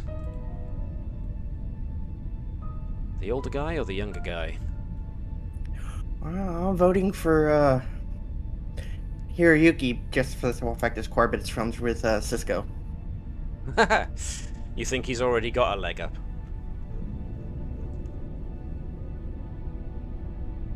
Okay, fine. One vote for Captain Matsuda. Anybody else want to throw their oar in as to who they think should be the Commodore?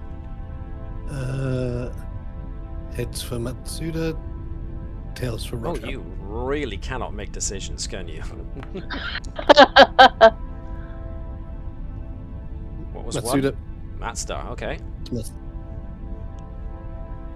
That's two. Anybody else want to venture a vote for who the Commodore should be? I'm Dave, going to Connie? vote Qe'Bach. Whoa, one for Qe'Bach. Alrighty. And what was one, Dave? Whatever Mark's one was. Captain Matsuda. Alright, so that's three already, so that automatically wins majority. Okay. Makes a certain degree of sense that Captain Matsuda would be the Commodore. With the Thunderchild, he has the capability of being able to field a lot of shuttles at once, so he can coordinate a very big operation. Whereas, of course, the Qe'Bach and the Venture are limited, a lot more limited in their shuttle complement. Yeah, but the Qe'Bach and the Venture both have like massive phasers and can hit hard. Yeah. So it So it would makes make a sense certain that degree of those- sense that the commander, the Commodore, would not be on the two big heavy cruisers. Yeah. It would be on the lighter, more maneuverable one. So yeah, I can see that. All right then, Commodore Matsuda. Then after that quick debate, then yeah, Captain Qe'Bach is more than happy to cede overall command of this miniature fleet to Captain Matsuda, who just is well, he claims that he's humbled by it, but there's a certain high-nosed. I don't want to say arrogance to the man, but he's certainly very confident about his own capabilities. So he takes it as if it's humble, but in his eyes you can kind of see that it's like, yep, they've made the right decision. You take stroking their ego a little bit before the Combs comes in and completely belittles them again. Well, you know, if you want to do my plane is bigger than yours, then let's compare the two, shall we? The Combs is a scale 4. The Thunderchild is a scale 5. You have better communications and computers and engines and sensors, but they have a far superior structure and weapons. You have equal command, you have superior con, but they're not far behind. You have equal engineering, they have far superior security. You have equal medicine, and yours is definitely more science than theirs by quite the line. You have resistance 5, they have resistance 9. You have 20 shields, they have 21, and they don't have advanced shields as theirs. So their phaser array punches at 8, your Polaron beam cannon punches at 8, and your phaser arrays punch for 6. So, yeah. Can I just make a point? Sure. The Combs number 2 is going to be so much better than that. Oh, sure. And this could be one of the reasons why Combs A could become the powerhouse that it does, because you take all the favourite bits you notice of other ships and go, you know what we could really do with? More guns!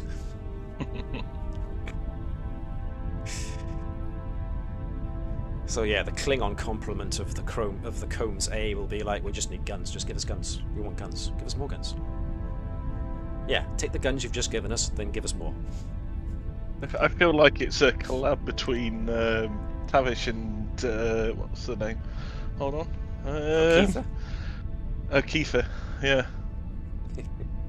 Why not? Is it okay? Dr. O'Keefe is the science lady in charge of the Qe'Bach.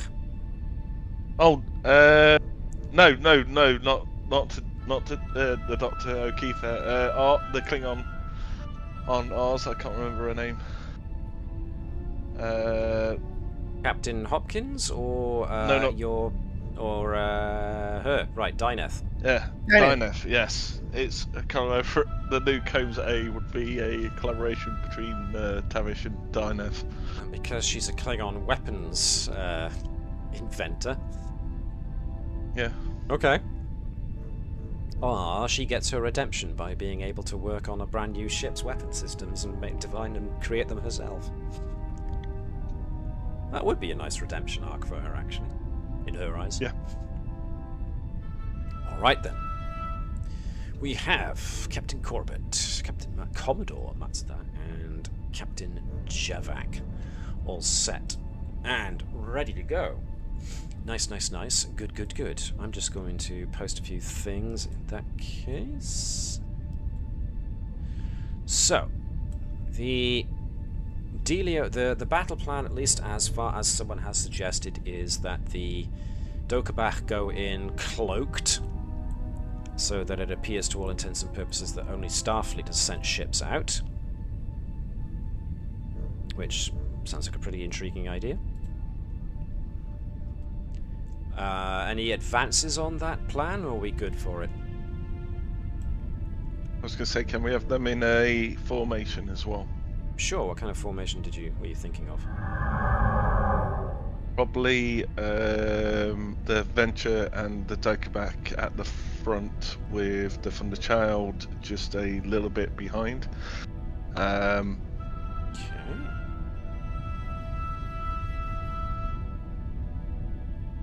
Everybody good with this so far? Because, you know, it's just Dave at the moment, so if anybody else has any ideas, then, you know, feel free to speak up. I'm up for, like, anybody else's ideas. please. No other ideas. Okay, give me a couple of moments then, whilst you discuss. I'm just gonna. Oopsie-daisy. Didn't want to do that. Do you want to do you guys want to do it in the formation as more of a triangle thing? Yeah, so now would be a good time to discuss what kind of tactics you wanted to employ going in there, so you don't have to think of them beforehand. So. Or did you want the Thunderchild and the Venture to be up front with the Qe'Bach at the back, coming, you know, maybe getting a flank if the Romulans are there when we get there? Thoughts, opinions? It's just, yeah, I don't know. I do think a triangle would be a good idea. It's just whether we're pointing forwards or pointing backwards with the Qe'Bach. Because on the back, of course, we have the advantage of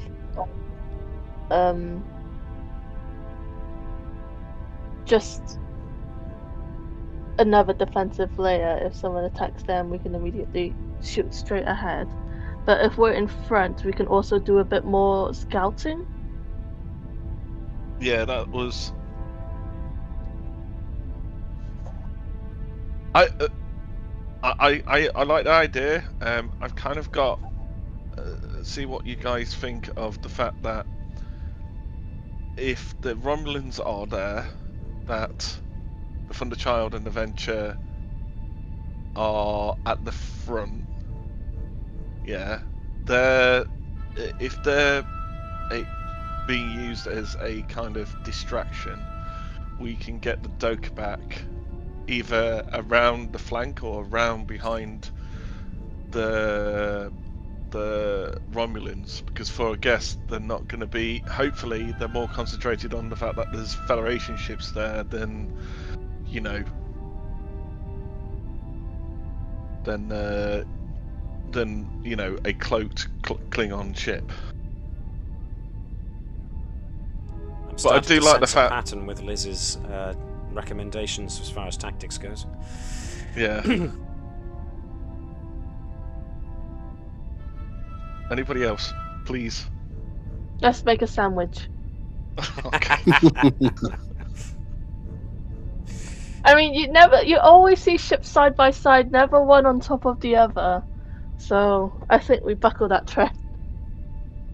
So you want, hold on, you want the Venture at the bottom, yeah.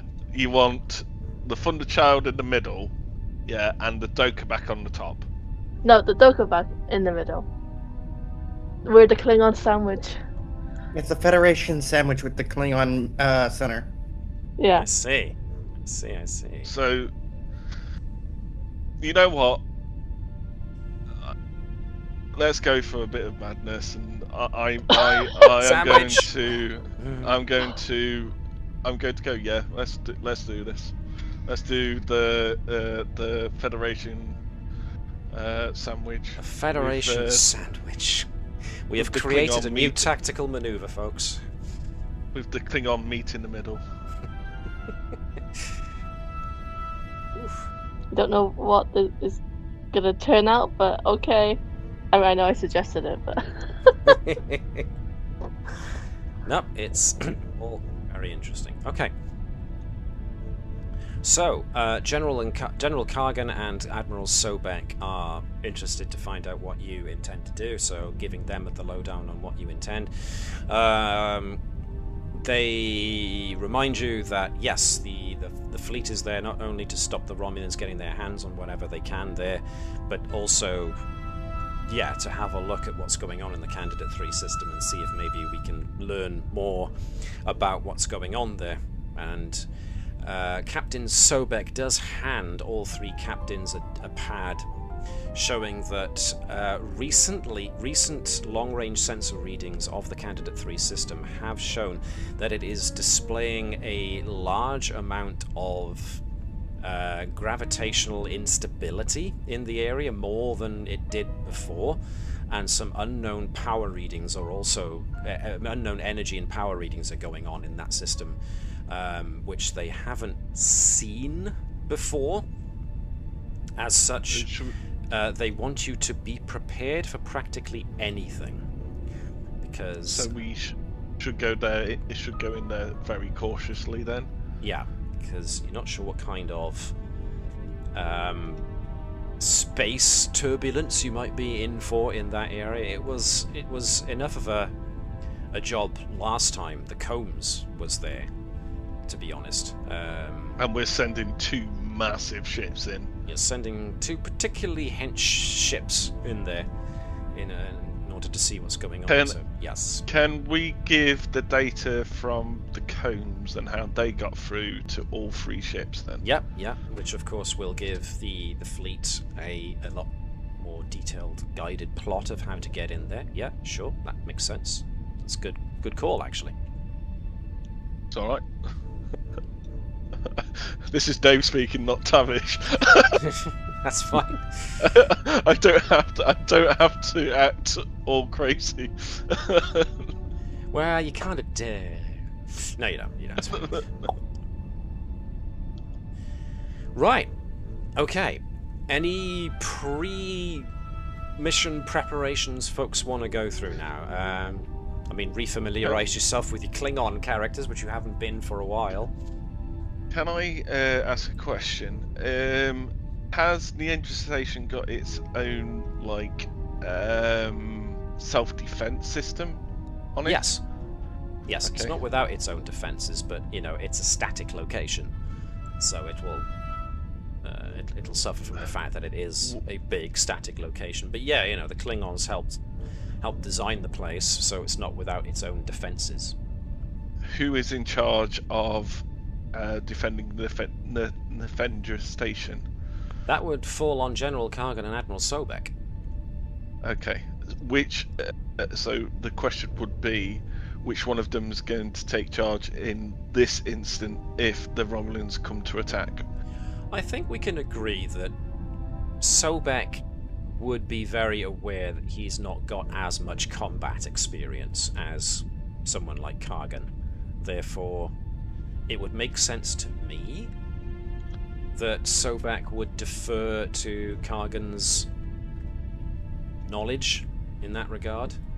I mean, Sobek, we've established from the very outset, he was always more of a scientist and a creative thinker. So General Kargan? Yes. Is going to be in charge of the Mapuri and the Combs. Essentially, yes. That's a good point, actually. Yeah, I was just making, seeing as we've got somebody in charge of the ships going, so let's say the away team going over, I just wanted to make sure there's someone in charge of defending the base as well. No, it's a smart point. Everybody else agree? Everyone's in accord with that decision? Mm-hmm. I think Liz should have more of a say, as she does play. Well, I would Captains of hope the Combs. that Captain Hopkins feels more at home with the fact that a Klingon general would be in charge of the overall defense operations of the station, should an attack occur. But don't let me put words in your mouth. I mean, all she cares about is they're not going on a mission. She can finally stay at home for a little bit.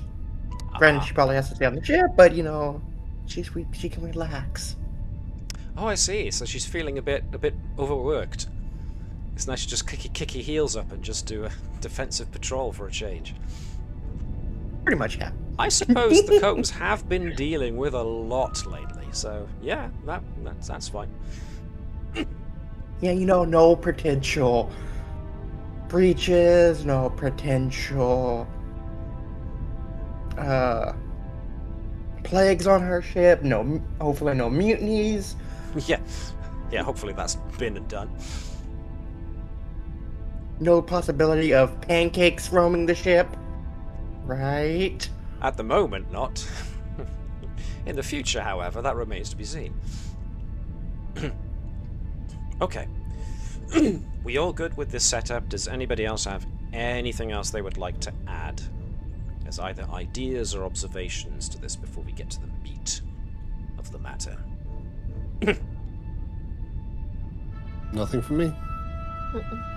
All good. All right then. Then in that case, the Commodore orders the entire mini fleet to zoomies off to the Candidate 3 system.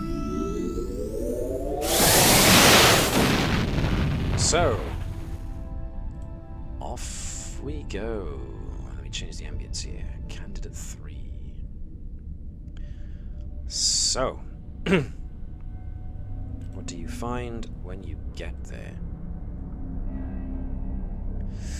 So, as you start nearing the system whilst at warp, that is when the Mapui chooses to engage its cloak so that you can pretend that there's only...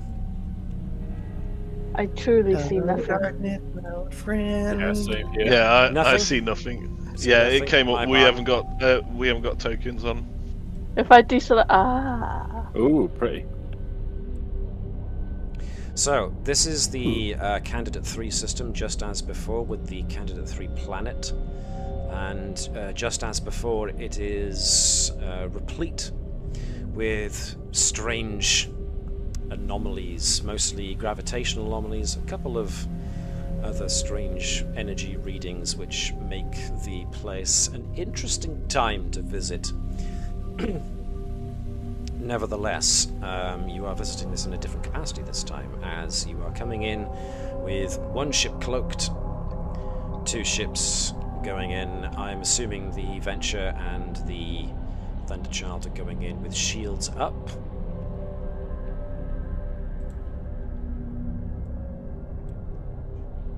yeah. Okay.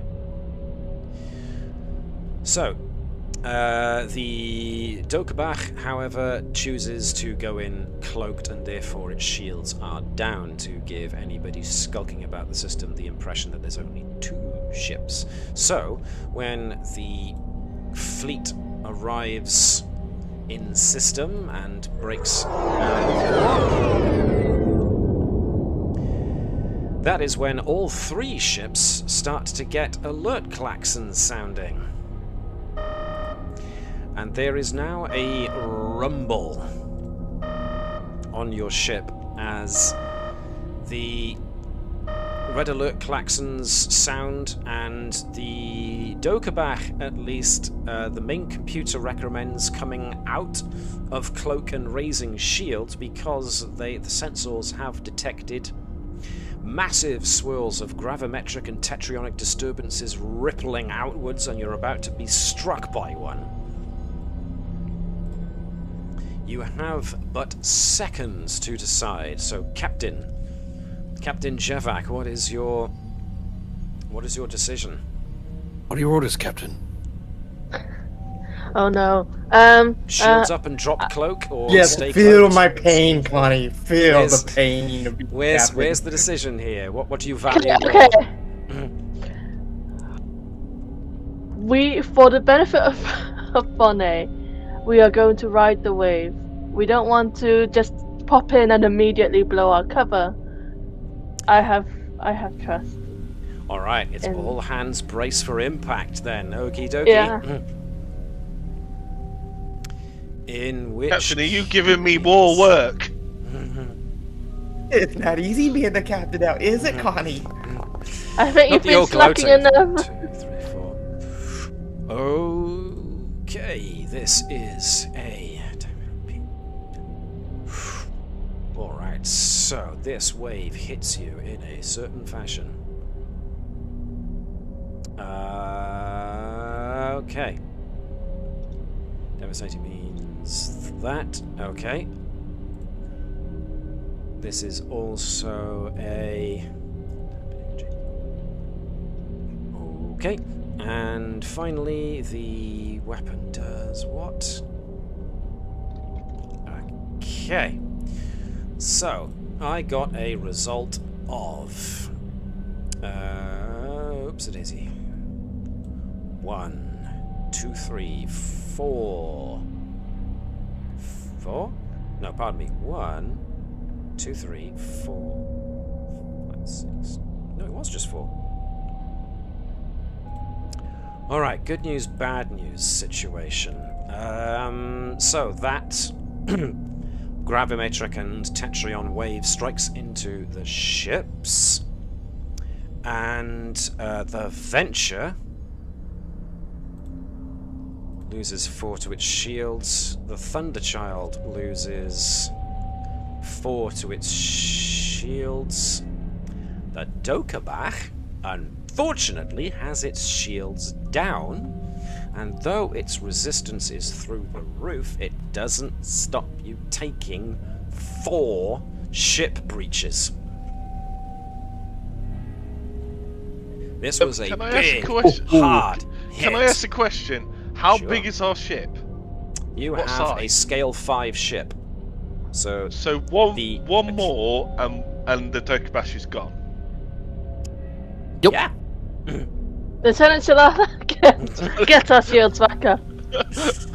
Too little, too late. I'm afraid. No. Do you want to revise? Do you want to revise your statement then? Do you really want to make it shields up? I mean, just so that they're ready, right? I assume that they're down, and we 'Cause you're couldn't cloaked. get them if we wanted to. Yeah. Oh, okay. That's fine then. That's fine. So you're good with taking okay. 4 hits. Yeah. Right. This Yeah, would that's be right. I'm the captain now. This would be a good point for all characters then to consult their list of character talents, just in case they've got something that can negate or lower the can't- amount of breaches. I can't get into my character. Are Ah. you sure? Yep. Can anybody else get into their Damage character? stuff. I but can get that's into I it. can mine. get in mine. Neither mine. I'm the Oh, yeah, you're engineer, aren't I? I'm the engineer. You on are the the Klingon engineer. Klingon Operations. System maintenance and repair. Oh, that's why. No. Sorry, I had apparently I was measuring stuff on the on You had the wrong tool up. Happens to the best of us, dear boy. Okay, so I'm going to roll randomly for which systems were hit. So here we go. I got 4 breaches, all one after the other. So result 1 is computers. Computers takes a hit. We'll find out what each of these do one after I'm done finding out which systems are hit. That is hit number 1. Boom. So computers take a whack. Number 2. Structure takes a whack. Number 3. Structure takes a second whack. Uh-oh. Number 4. Weapons take a hit. Ooh. Right. Okay. And then... I'm going to use one of my talents called Doctor's Orders. Sure. When you attempt to a task to coordinate others or to coerce someone into taking or refraining from a specific course of action, you may use your medicine department instead of. Oh, okay. I want to go, Captain. What the hell do you think you're doing? Well, that sounds like a direct challenge to your authority there, Captain Qe'Bach. So and backhand. Walk over there and backhand the doctor. Right, gotcha. What am I doing? Don't say that too loud, Bonnie will. She's gonna prove herself. Oh, I know what I was looking for. Go on, sorry. Right, can I ask a question as the Doctor? How bad are the casualties on Qe'Bach? Well, let's have a good old look-see, shall we? I am looking for the tactical campaign guide and the tactical...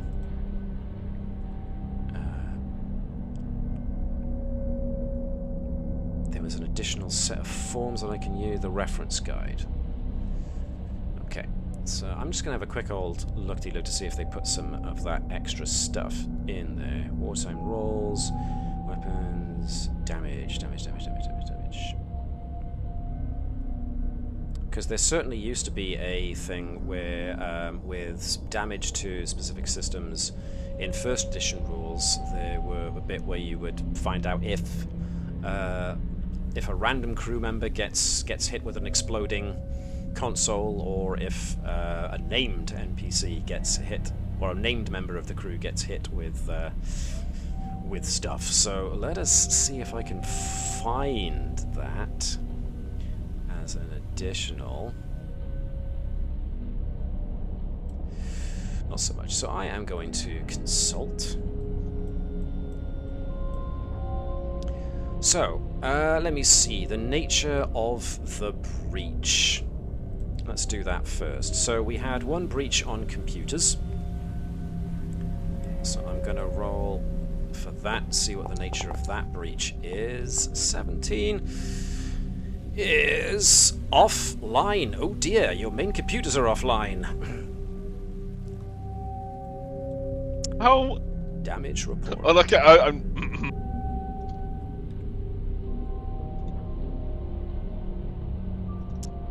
Let me not make main computers, let me just make computers offline. Whoosh. Then you took 2 hits to the structure.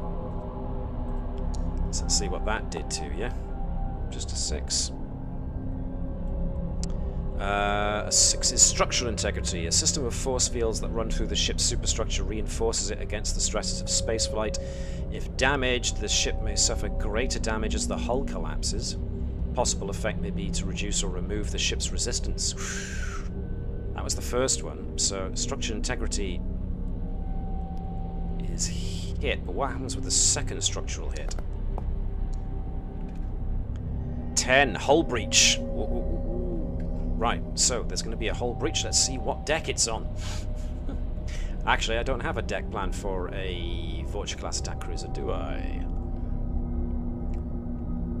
Let's just make it a D12. Because I think there's 12 decks to a Vulture. Deck 2! Dear. That sounds important. I guess that's the navigational deck.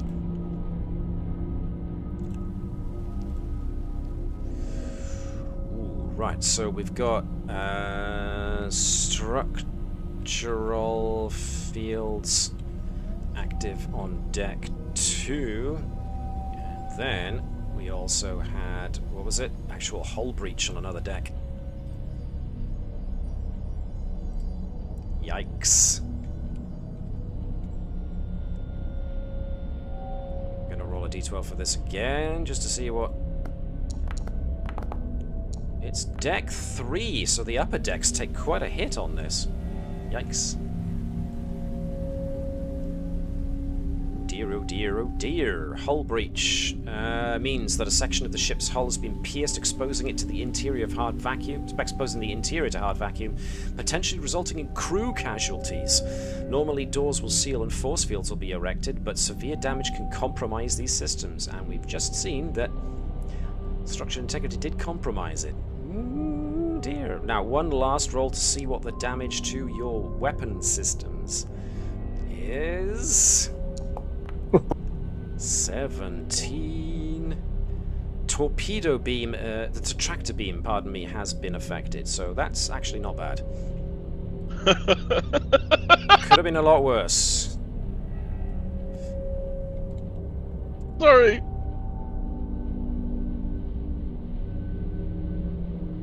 So that was a lot. That was a lot of a lot of a lot. Yeah, you... Alright, we can blame hit. we can blame me for saying come in there, you know, cloaked. To be fair to you, Fine. you had no idea. I had no idea, no. I did not know that. We might need to break formation, do a bit of an evasive dance in the background while we're fixing stuff in our ship. Sure, sure. I mean, heck, that was... Oof. That was pretty nasty. Can the Doctor start sorting out casualties? Right, Please. so the hull breach we established will probably cause that, so let's see if... Oh, sorry, is any NPC named NPCs or player characters been hurt because of all Let's of have these? a look. I'm going to do a d20 roll, and if it's 11 or over, then it's going to be a random member of just a background character, so just extras being seen blown up on the ship. There are and But if it's going to be 1 to 10, it's going to be a named character. Please, dice gods. Oh God. No. I volunteer as tribute. I volunteer Which as tribute. character? Let me use my random table here and see what result I volunteer get. Ensign Carly Kenson. But it's not wrong ship. She's not Oh, here, no. so that's fine. Volunteer as tribute. I forgot I wasn't doing the combs. I got a random character thing for the crew. That means it's going to have to be one of you guys, isn't it? Where's the bridge? Volunteer as tribute. I volunteer as tribute. There's 5 of us, so Yeah, roll I'm a gonna go d10. to the bridge. I was gonna say roll a d10 and everybody gets 2 numbers. There's actually 6 of you. Or roll a d5.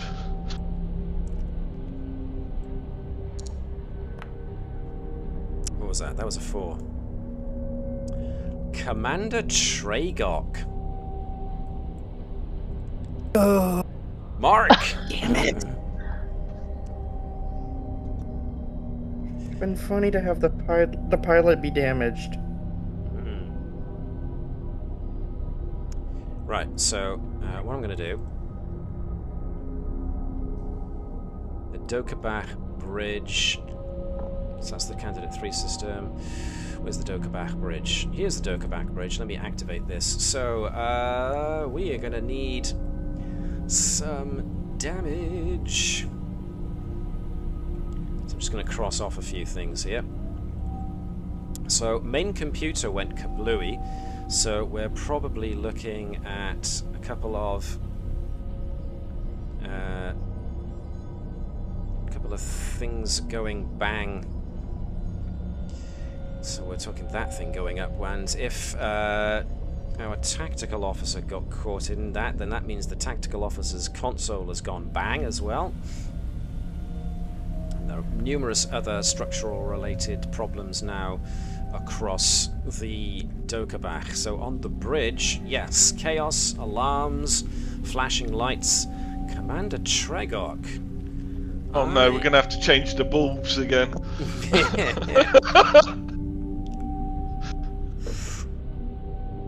What damage? What damage? What damage? I am going to say Commander Qe'Bach can spend up to 5 stress to not take an injury.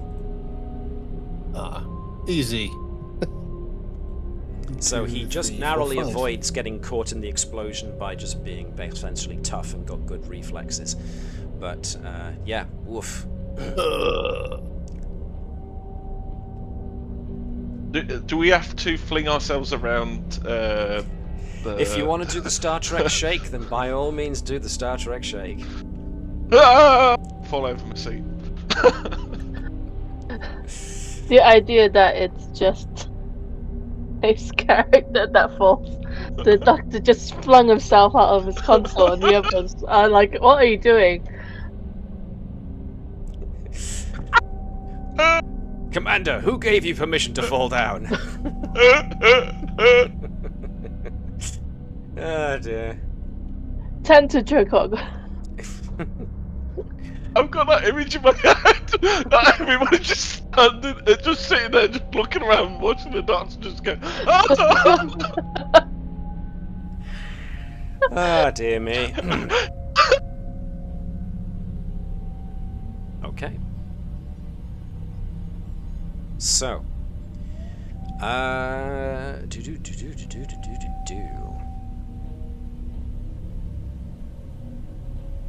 So, luckily, for the... If I can just get us back to the Candidate 3 system. Luckily, the damage wasn't so big that those with shields up couldn't at least push it back. But that is a good point. Reserve power has gone out of all 3 ships. So if you want to do anything that requires power, you're going to need to get reserve power back. The Thunderchild and the Venture took damage on their shields. It didn't, thankfully, get through their shields, and therefore they didn't take any structural damage or breaches, unlike yourselves. Because you are cloaked, they have no real way of knowing how badly damaged you are, but they will more than likely get sensor readings indicating that something is wrong, because they will at least have gotten sensor reports of that hull breach that you guys just suffered, as well as probably a couple of power fluctuations coming from where you should be. So the Qe'Bach will get hails from both the Thunderchild and the Venture pretty quickly after that wave hit, asking whether or not everybody's okay.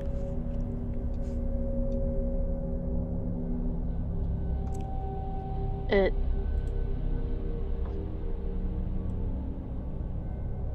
was a hard hit, but we're Klingons. Sure. We'll sort ourselves out. At least most of you are. I'm not so sure about the doctor there, Captain. The doctor's been like this. We just live with him. Okay, so now you have a bit of a complicated situation developing now. The 3 ships can now deal with the damage as best they can and try and maneuver their way around the worst of the disturbances. But of course the Qe'Bach now is in a position where it's taken a lot of breaches, so damage needs to be dealt with, because you are in no fighting state at the moment. So what would you like to do? As the engineer, I'm happy to start fixing stuff. Yeah, you're gonna have to. The good news is... Go on, Dave, you were going to say something. I was going to say, I think it's probably a really good idea if we come out of cloak. I know that people, that this was my idea, but man, this is... If you get hit by another one, then yes. Yes, we're done. Yeah, goodbye Qe'Bach and the Klingon crew. Captain?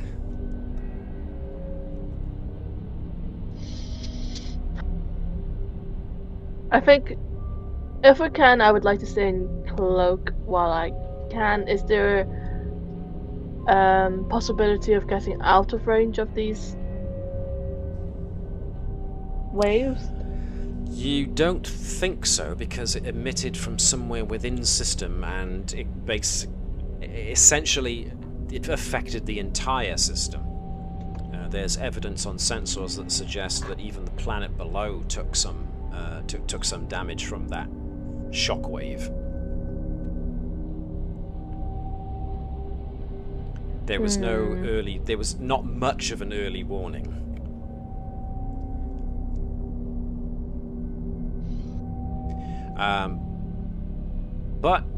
Yeah, the good news is, at least the tractor beam emitter being damaged means that you haven't lost your combat capability in that regard. But the structural damage is going to be going to take a while to do. But at the very least, the structural fields can be seen to by the chief engineer. The computers being offline can be dealt with by anybody who has science, especially with a focus on computers. So it's not necessarily the chief engineer that needs to see to repairing that one.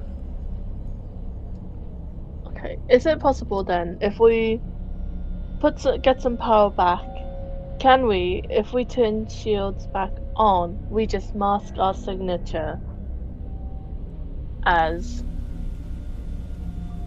We can mask our signature as either space noise or another Federation ship. I just want us to appear less threatening than we are. Okay, it's all certainly possible. It would require some extra work, probably by, well, anyone really that's available, just to mask your sensor output so that you appear to be something you're not. But at the moment you need to repair computers so that you can do that, so it's one thing before the next. Let's do it then. So at least you want to appear to be something you are not before you come out of cloak. Yes. Okay. Alright. Let's do it. So, Chris, Lieutenant Shalatha, well, as Chief Engineer now has her hands full. What do you want to take on first? I mean, you said two of the, if I'm focusing on things, then structure to the most beating, right? The biggest beating. So I guess I want to focus on that. Now, unless someone has actually got a talent that lets you ignore or repair a breach, the breaches themselves will remain, but the problems they've created can be overcome or solved temporarily. The breaches themselves will not go away, so the amount of breach points that you've taken will not go away unless you go back and get repaired at Narendra Station. So if the Qe'Bach ends up engaging Romulans, for instance, in combat operations, then yeah, it's been pointed out that you are one hull breach. You are one breach away from saying goodbye to the Qe'Bach, or at least it being so badly damaged that it gets put out of the fight very quickly. One other thing. Sure. Would either of the Starfleet officers, this is not an idea coming from the Klingon captain, this is like, would one of the Starfleet officers offer to extend their shields around us while we're doing this? Sure. That's no problem. I mean, especially the Venture, it's huge enough to do that. Yeah. Okay, Anybody so watching this might get suspicious, but I think that's probably your best option at the moment, is to ask somebody else to borrow some of their shields. yeah, we'll do that as well. Okay, that's actually We're a not in a good sandwich. idea. We could double shield. You could double shield. If you got some from both, then in the overlap could be a point where the Qe'Bach is protected. Sandwich formation! Sandwich formation wins. There you go. Yeah, there you go. That's Okay. not bad at all. Not a bad idea. Alright, so I'm going to say the Venture and the Thunderchild, since they don't have any breaches to see to, they will repair their own shields, but they will gift you some of their own, so they each give up 2 points of shields each, essentially, to increase their shield envelope. So if this happens again, you will at least have shields to compensate, but we'll see. We'll see how we go. Actually, considering you're in a bit of a state, maybe they'll add a bit more. They'll give you 6 shields overall. So let me make a note of that just to show you how much you've actually got. There's somebody else enveloping your shields. Okay, cool. Yeah, so Shalatha wants to deal with the hull-related shenanigans first. Let's see. The jury rig. You can jury rig repairs if you want. They'll only last a single scene. As Chief Engineer, you can reduce the opportunity cost of engineering teams to assist. So essentially, Chief Engineer as the talent will give you the ability to pay 1 momentum to give you an easier time of things, but you have no momentum at the moment, so it's possibly time to start doing tasks just to get some momentum in the pool. I can assist with... Command, absolutely. Ooh. Yeah. What is... I also have the talent of Supervisor. I'm not which quite means sure what that it the means. crew support increases by 1, which means that the ship has a number of support crew available. Okay. Which in this case actually is a good point. Which means you have 1 more than usual for a ship this size. You haven't... Well, you do kind of have 1 support crew. And that was Lieutenant Lethulol Doss, who is actually... does have shield maintenance and operation, plasma power systems, and computers as his foci. He was Chris Bell's character. So you could activate him if you wanted to spend some of the crew support. Or you could create entirely new characters. I think for now, given the circumstances, it's best to activate him and then to assist Shalatha, and then I can save my command advisor talent for someone else. If you want. So, Bonnet does have electroplasma power systems too. For a focus. Okay, cool. At the moment, I think Chris said Shalatha wants to concentrate on the hull breach. So this is gonna be more to do with the ship's structural integrity. So unless someone else has got like materials design or starship design or something like that. Yeah, the only thing that I could possibly do is intense scrutiny if it's an extended task. This is not an extended task at this point in time.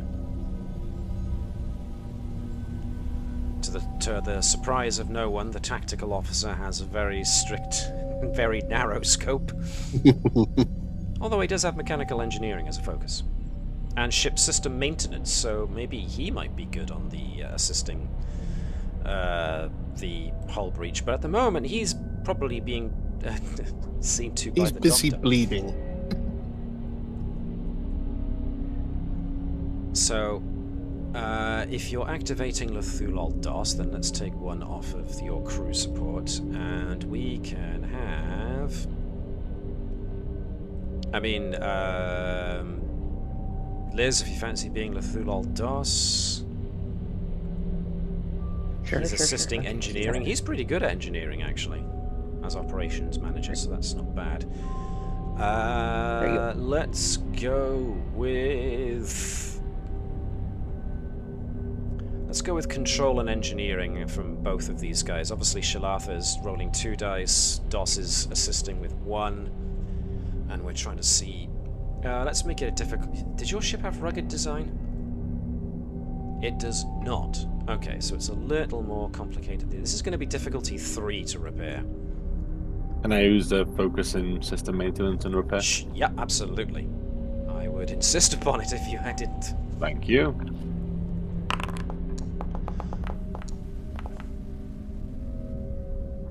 Nice. Wait, did I roll a assault then? It says your So Dr. Assault, definitely- but you still rolled. You still rolled as Shalatha. It says there. Yeah. Okay. Cool. Let's see. I don't think any focuses on repairing. No, sadly not. But he does at least have a good engineering. So that is 2 successes. I will say you can succeed at cost. Because you're 1 success short.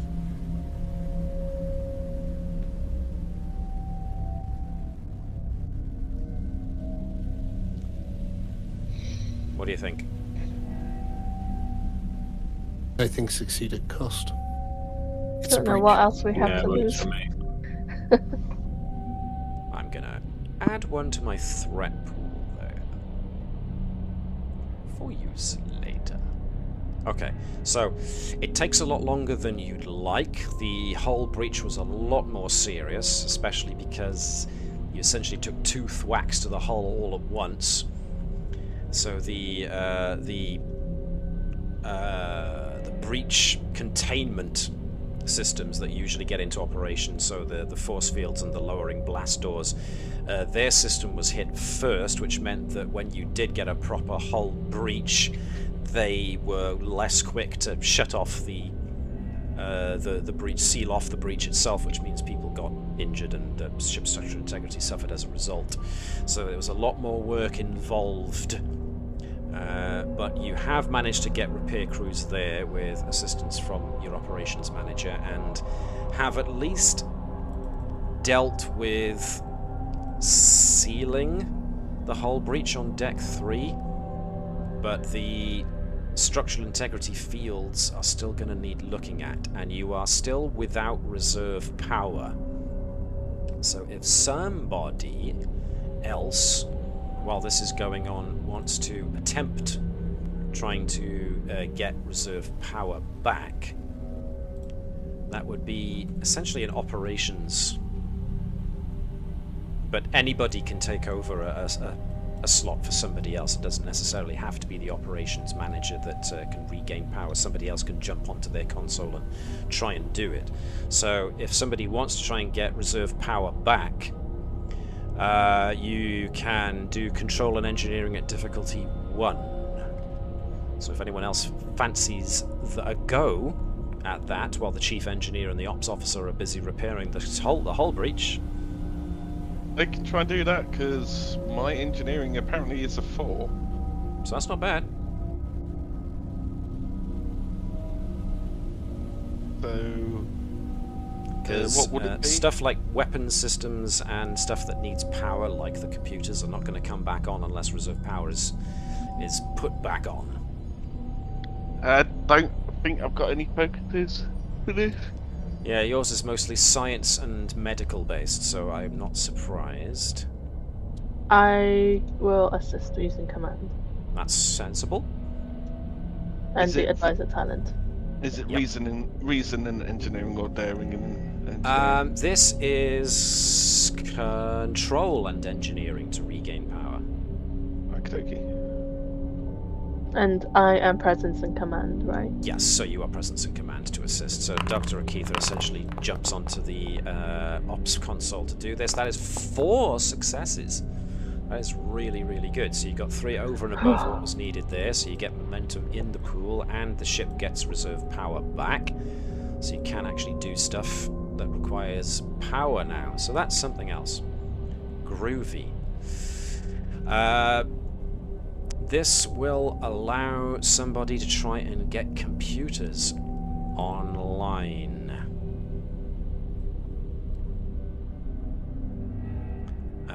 That will be a control and science, which Bonnet can try and do if she wants. The captain can once again assist if the captain wishes to. The captain does. Because everyone else has been busy with a different task. Let's give Bonnet a chance to do something. Unless, of course, the tactical officer wants to give it a try. Out of curiosity, because this is that's just a computer, so this is not a power system using electroplasma. I'm afraid not. But I'm just giving you the opportunity to have you do something. However, when you attempt a task assisted by ship's computers or sensors, you may re-roll 1d20 in your pool. Because you have technical expertise. Oh, I do, yes. So you are not ill-suited for this task. I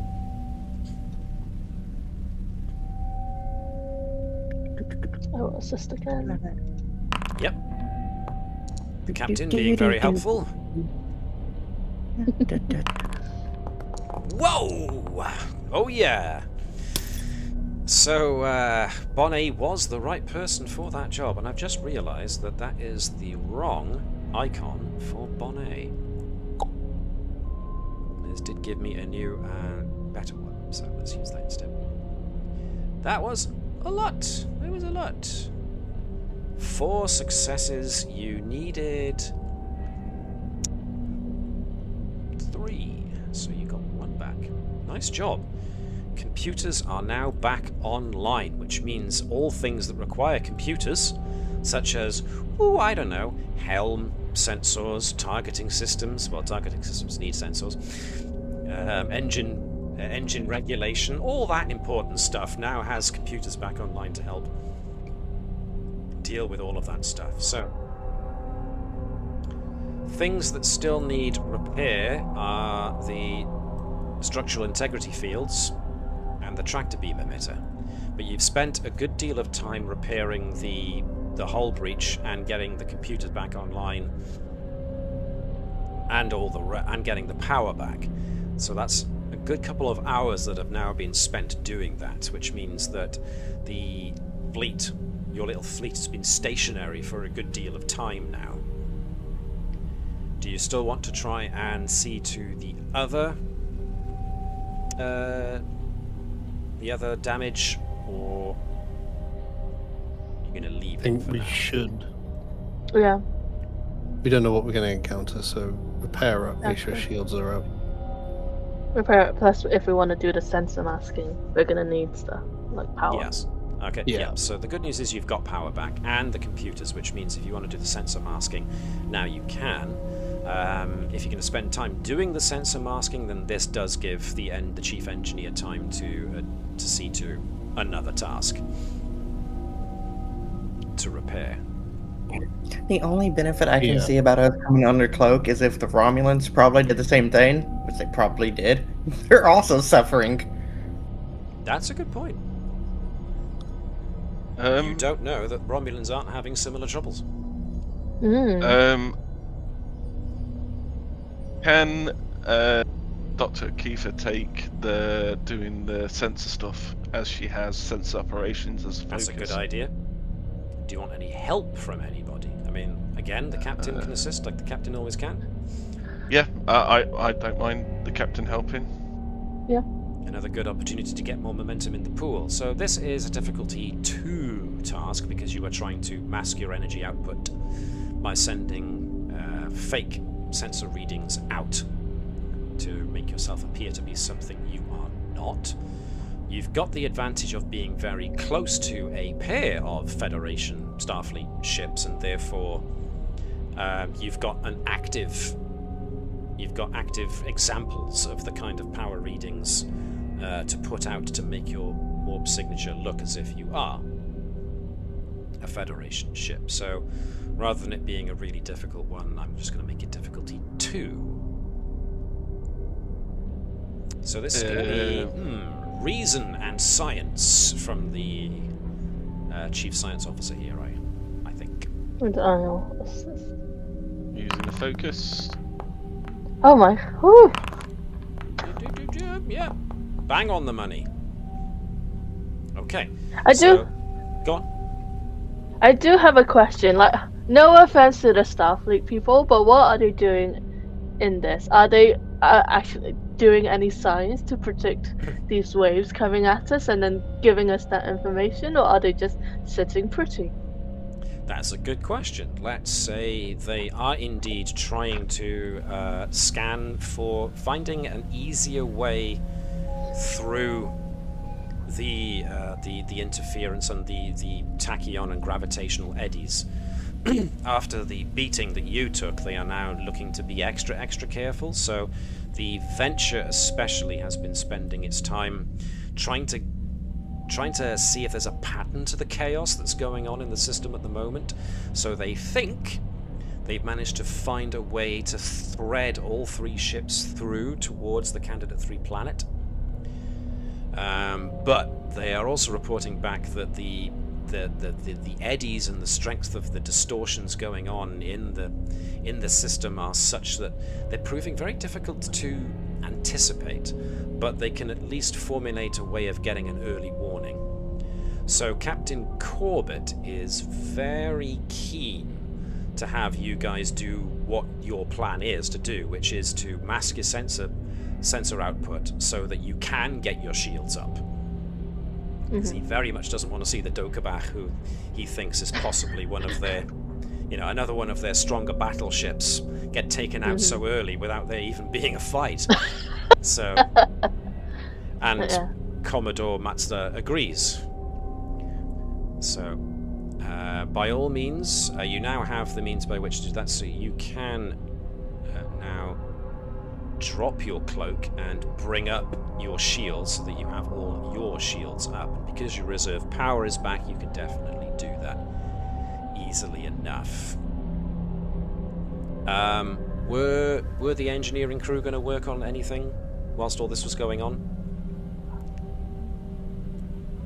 I mean, just like general kind of repairs then. I mean, you know, if the structure is stabilized, all you do getting the weapons back online. That's the other one that got hit, wasn't it? Because obviously if the Romulans aren't feeling particularly friendly, then... Well, the tractor beam is out, but your torpedoes and your disruptors are still operational at this point in time. Okay, what was the other thing then? It was structure, weapons, and what was the first one, sorry? You had a hull breach, but that's been fixed. Okay. Structural fields are still having a wonky time, as is the tractor beam. I don't really feel like we really often run into situations that require tractor beam. And there's two other ships that presumably have them as well. So we'll go for the other one then, just like, you know... Structural, okay. Yeah, thank you. So if anybody has got structure and maintenance, that kind of focus, they would be a good one to put on this, which would Ship be... system maintenance? Yeah. Qe'Bach? So if you can bring Qe'Bach into this as well as an assist, that would be ideal. And Because I've been on the wonk. Cool. This is going to be a difficulty 2. It's not as severe as the actual hull breach itself. What's the sorry? Control? Yes, control and engineering. We're the focus. I'm just using the one dice, aren't I? If Shalat, the chief engineer, is using both dice, then yes. I was going to. Yep, okay. that's fine. Oh, yeah, lovely. There we go. Well, there we are. Only thing is, I think the new interface, I'm not getting the fun little dice animation come across the screen. It's a little thing, but... I am. Oh, I'm still seeing the dice. It's not a big deal. Maybe it's just a case of it'll reset by next time. Sure. It sometimes happens, I notice. Either it lags or it just gives up and doesn't try if it takes too long. But, there we go. Okay. So that was all a success. You have now managed to fix the bug with the structural fields, so hopefully a hull breach won't happen next time. Nevertheless, to see what happens next. So, you've taken some damage, you've assisted, you've changed your energy output to look like something else, and so we find ourselves here. So let's give the Thunderchild and the Venture their full shields again, because they don't need to shield you anymore.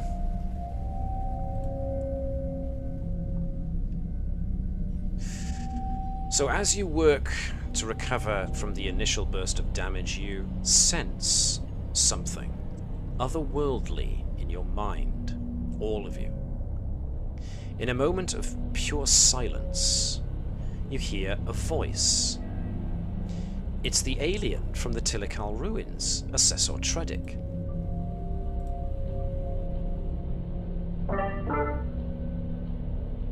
You've come back.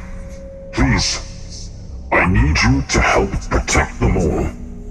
I cannot transport you down and save them all at the same time. Please, help me.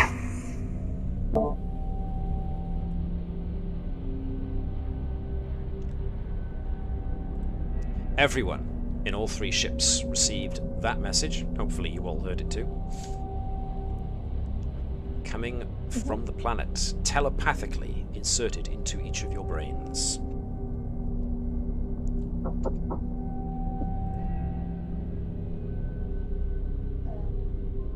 How would you like to respond? Do you want to respond? But I would say that's Captain? Captain Captain Hiroyuki. Right. Captain Harry. What about him? Well, if he's taking the lead. If he's in charge? What's his initial? Yeah, sure. Yeah. Well, Captain Matsuda in that case would say, it sounds like they're in need of assistance. Maybe we should get down there. Okay, so...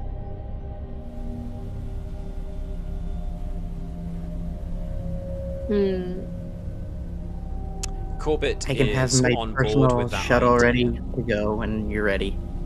A shuttle ready to go. Yeah. What does... Not just any shuttle. The Hot Rod shuttle. I think I put that somewhere. Bonnet's Beast. Bonnet's Monster. Yep, I've got access to that. Cool. So, as you are processing the message from Assessor Tredick and have discussed the matter with between the captains, sensors blurt out another warning as another massive gravimetric field slams into the flotilla with the same intensity as before and scatters each of the 3 ships. The view screen is filled with a bright prismatic spray of light with halos of electric blue energy. Twit, I shall say.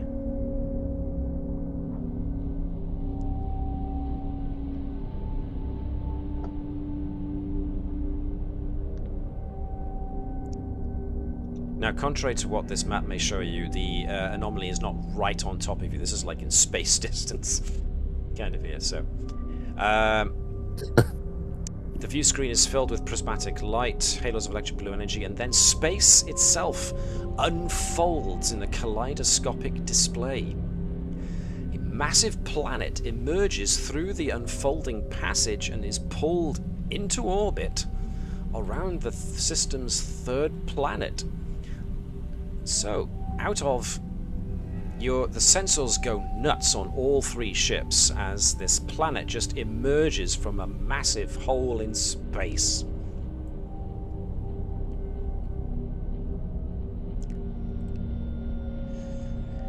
So, anyone operating sensors can try and give me a reason and science at difficulty 0.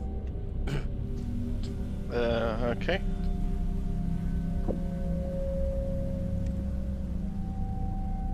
Gotta lay off the blood wine. Nice. You want sensors? What do you want? Reasons and science? What did I say it was? Reason and science, yes please, with your focus on sensors. Success. Cool. We add that to the pile. Let me see. Right. So, Dr. O'Keefe does a quick scan of the planet coming through the crack in space, and compares the readings coming off of the planet to records that the Qe'Bach has at its disposal, and the library computer recognizes the planet as Orgoon 3, which was a planet that was come across by the Combs some time ago. So let's see, I've got 1 week, 2 weeks, 2 weeks, 2 days, a month, 2 days, month and a half, 2 days.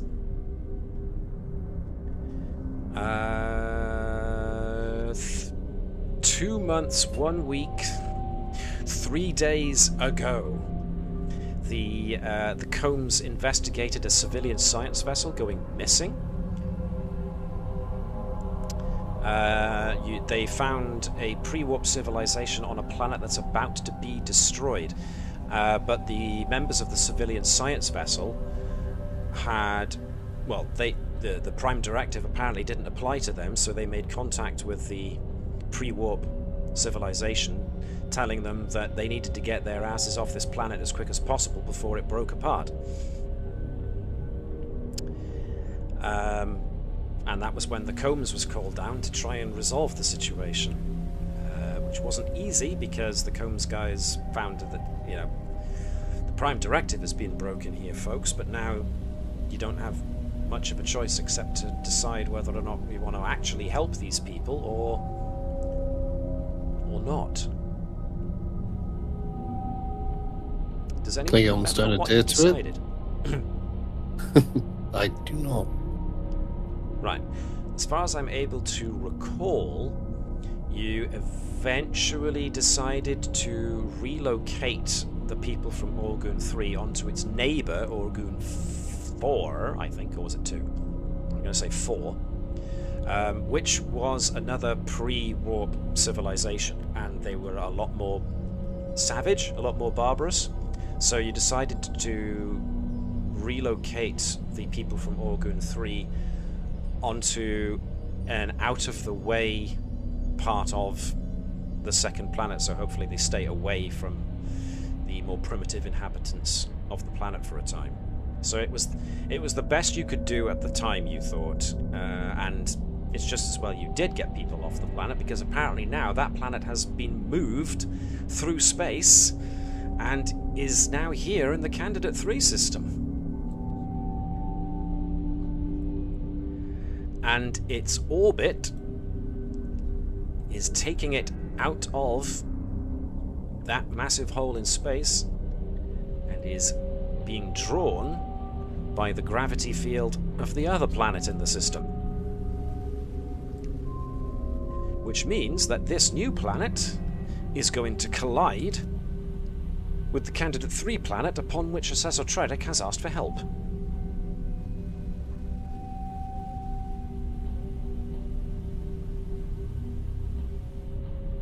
This sends more catastrophic gravitational waves throughout the system. Connie, were you going to say something? How many inhabitants are there to The planet? that we would have to help? As far as you know, you've only met Assessor Tredick down on the planet below, but apparently he says he's protecting somebody.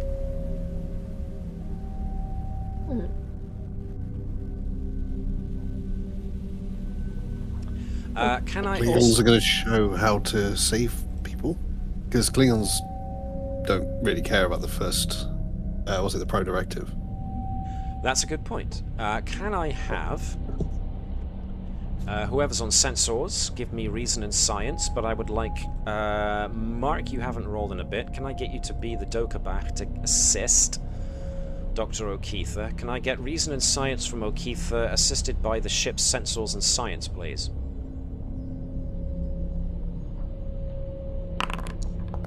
What did you say? Reason and science? Please. No focuses? Science, sensor focuses. 1, 2, 3. Okay.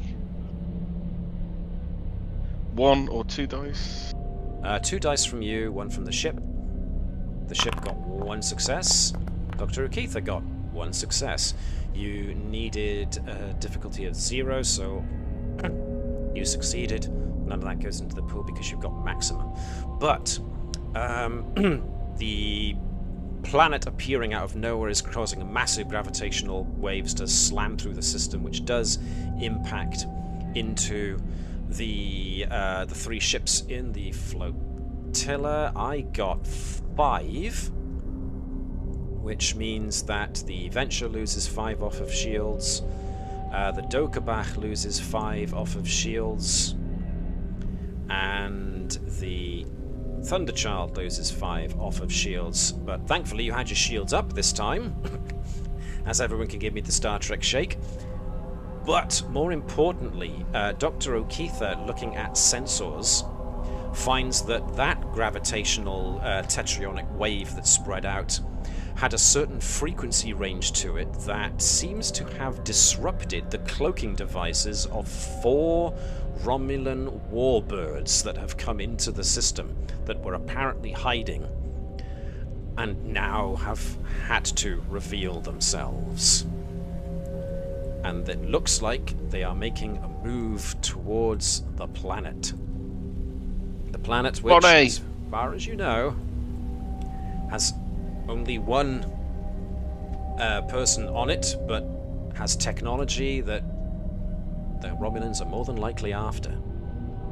So, you are in a race against time for two Connie, reasons. ramming speed.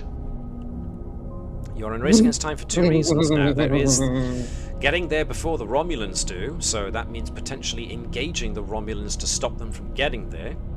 But there's also the problem of this new planet is going to impact with the planet you might want to assist Assessor Tredic on.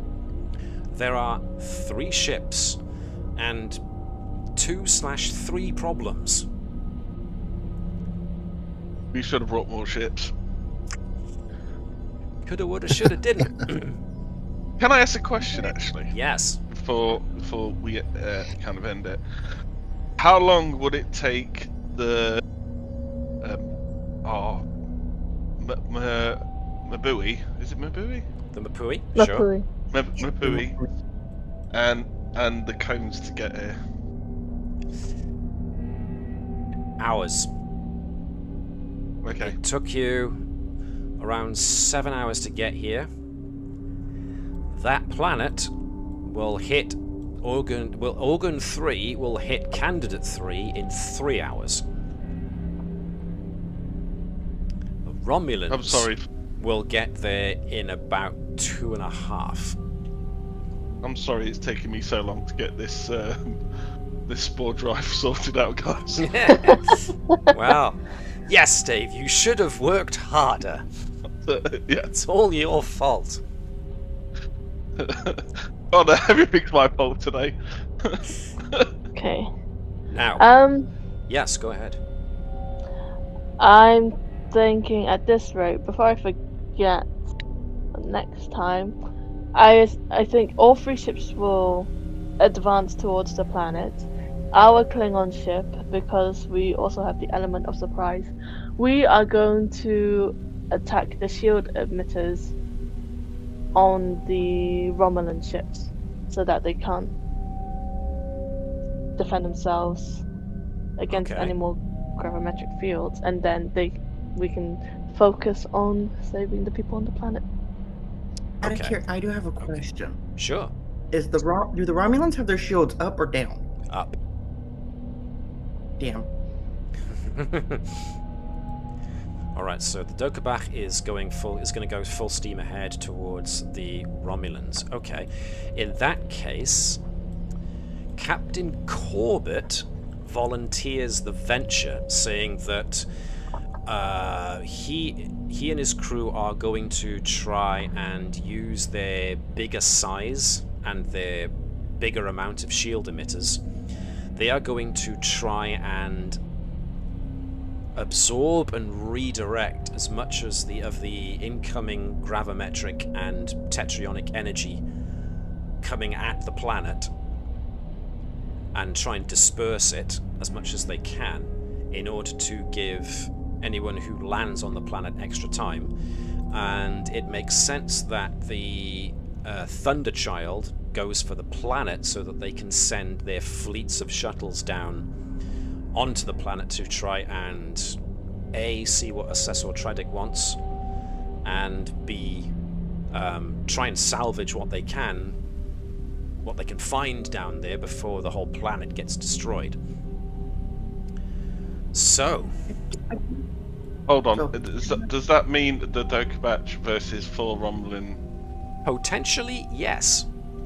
Oh, that sounds a little bit unbalanced. They need at least another 6. Oh, Especially with what I have planned, because I almost want to be like, hey, how long would it take to possibly fill Bonnet's monster with a bunch of explosives, and once we knock their shields down, place it Fly right in a the middle of the kamikaze floor at and it- I mean, Yeah, it takes Bonnie, virtually remote no piloting time. the monster right in between them, and go kaboom. It's a plan. Because Is that Bonnie's monster is is that- a Federation ship with its own little warp core. Is this the ship I helped you build? No, that was Tabby. Franken's No. shuttle. Oh, Franken shuttle. Okay. No, this is Bonnie's personal. Oh yeah, this is Bonnie's This is her personal project that she built herself. Well, she didn't build it so Great. much as she outfitted an Modified it. actual shuttle and made it into something else entirely. But theoretically, because she is it would probably be a Federation shuttle, which has its own warp capabilities. Hmm. What would happen if the ship had a minor warp core breach in the middle of the Romulans? The Romulans would have to deal with a minor warp core breach going off in the middle of their formation. Okay. Is everybody okay with the plan as it seems? The Qe'Bach holds off the Romulans, the Chaotic. Adventure holds off the incoming planet, whilst the Thunderchild goes and tries to deal with Assessor Tredic. Yeah, I mean, we can't do everything. No, you can't.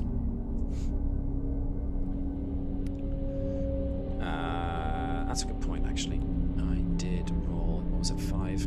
So, everyone deals with 1, 2, 3, 4, 5.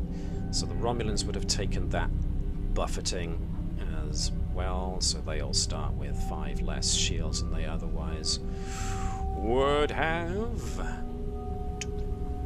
So, when we come back next time, it is the crew of the Qe'Bach on their still very badly damaged ship about to take on a fleet of 4 Romulan warbirds all by themselves. How the heck are they going to manage this, folks? Well, to find out, you are going to have to tune in next time, which will be next week. So, that's going to be the 8th of March. We're already in March, folks. This year is already disappearing from us. But I take it everybody can make it next week? Believe so. Alright. Well, in that case then, let's see how they fare against these rather formidable odds. As we say, everybody to, do like the Klingons do, which in this case is to think of nothing as being too much to handle, just another challenge to be met. Or as Maybe a crazy also- human that wants to just blow everything up. I think that says more about you as a person than it does about the Klingons or Starfleet. But considering what some humans are up to these days, which shall at this point remain nameless at the end of this stream, who am I to comment? Either way, thank you very much for watching, folks. We wish glory and honor to each of your houses, but also ask that you also treat people with love, kindness, and respect, because people need it these days, I think you'll find. But we will see you next week when we conclude this part of the episode known as The Displaced, and see how well the Qe'Bach do in a combat situation. Until then, Qapla', glory to and honor to your houses, and we will see you next time. If you liked this stream, thank you very much for hanging around, those who did. But if you're liking this video when you're on YouTube, give us a like, maybe, because it might persuade the algorithm to show it in somebody's feed, maybe. Until then, hailing frequencies are now closed.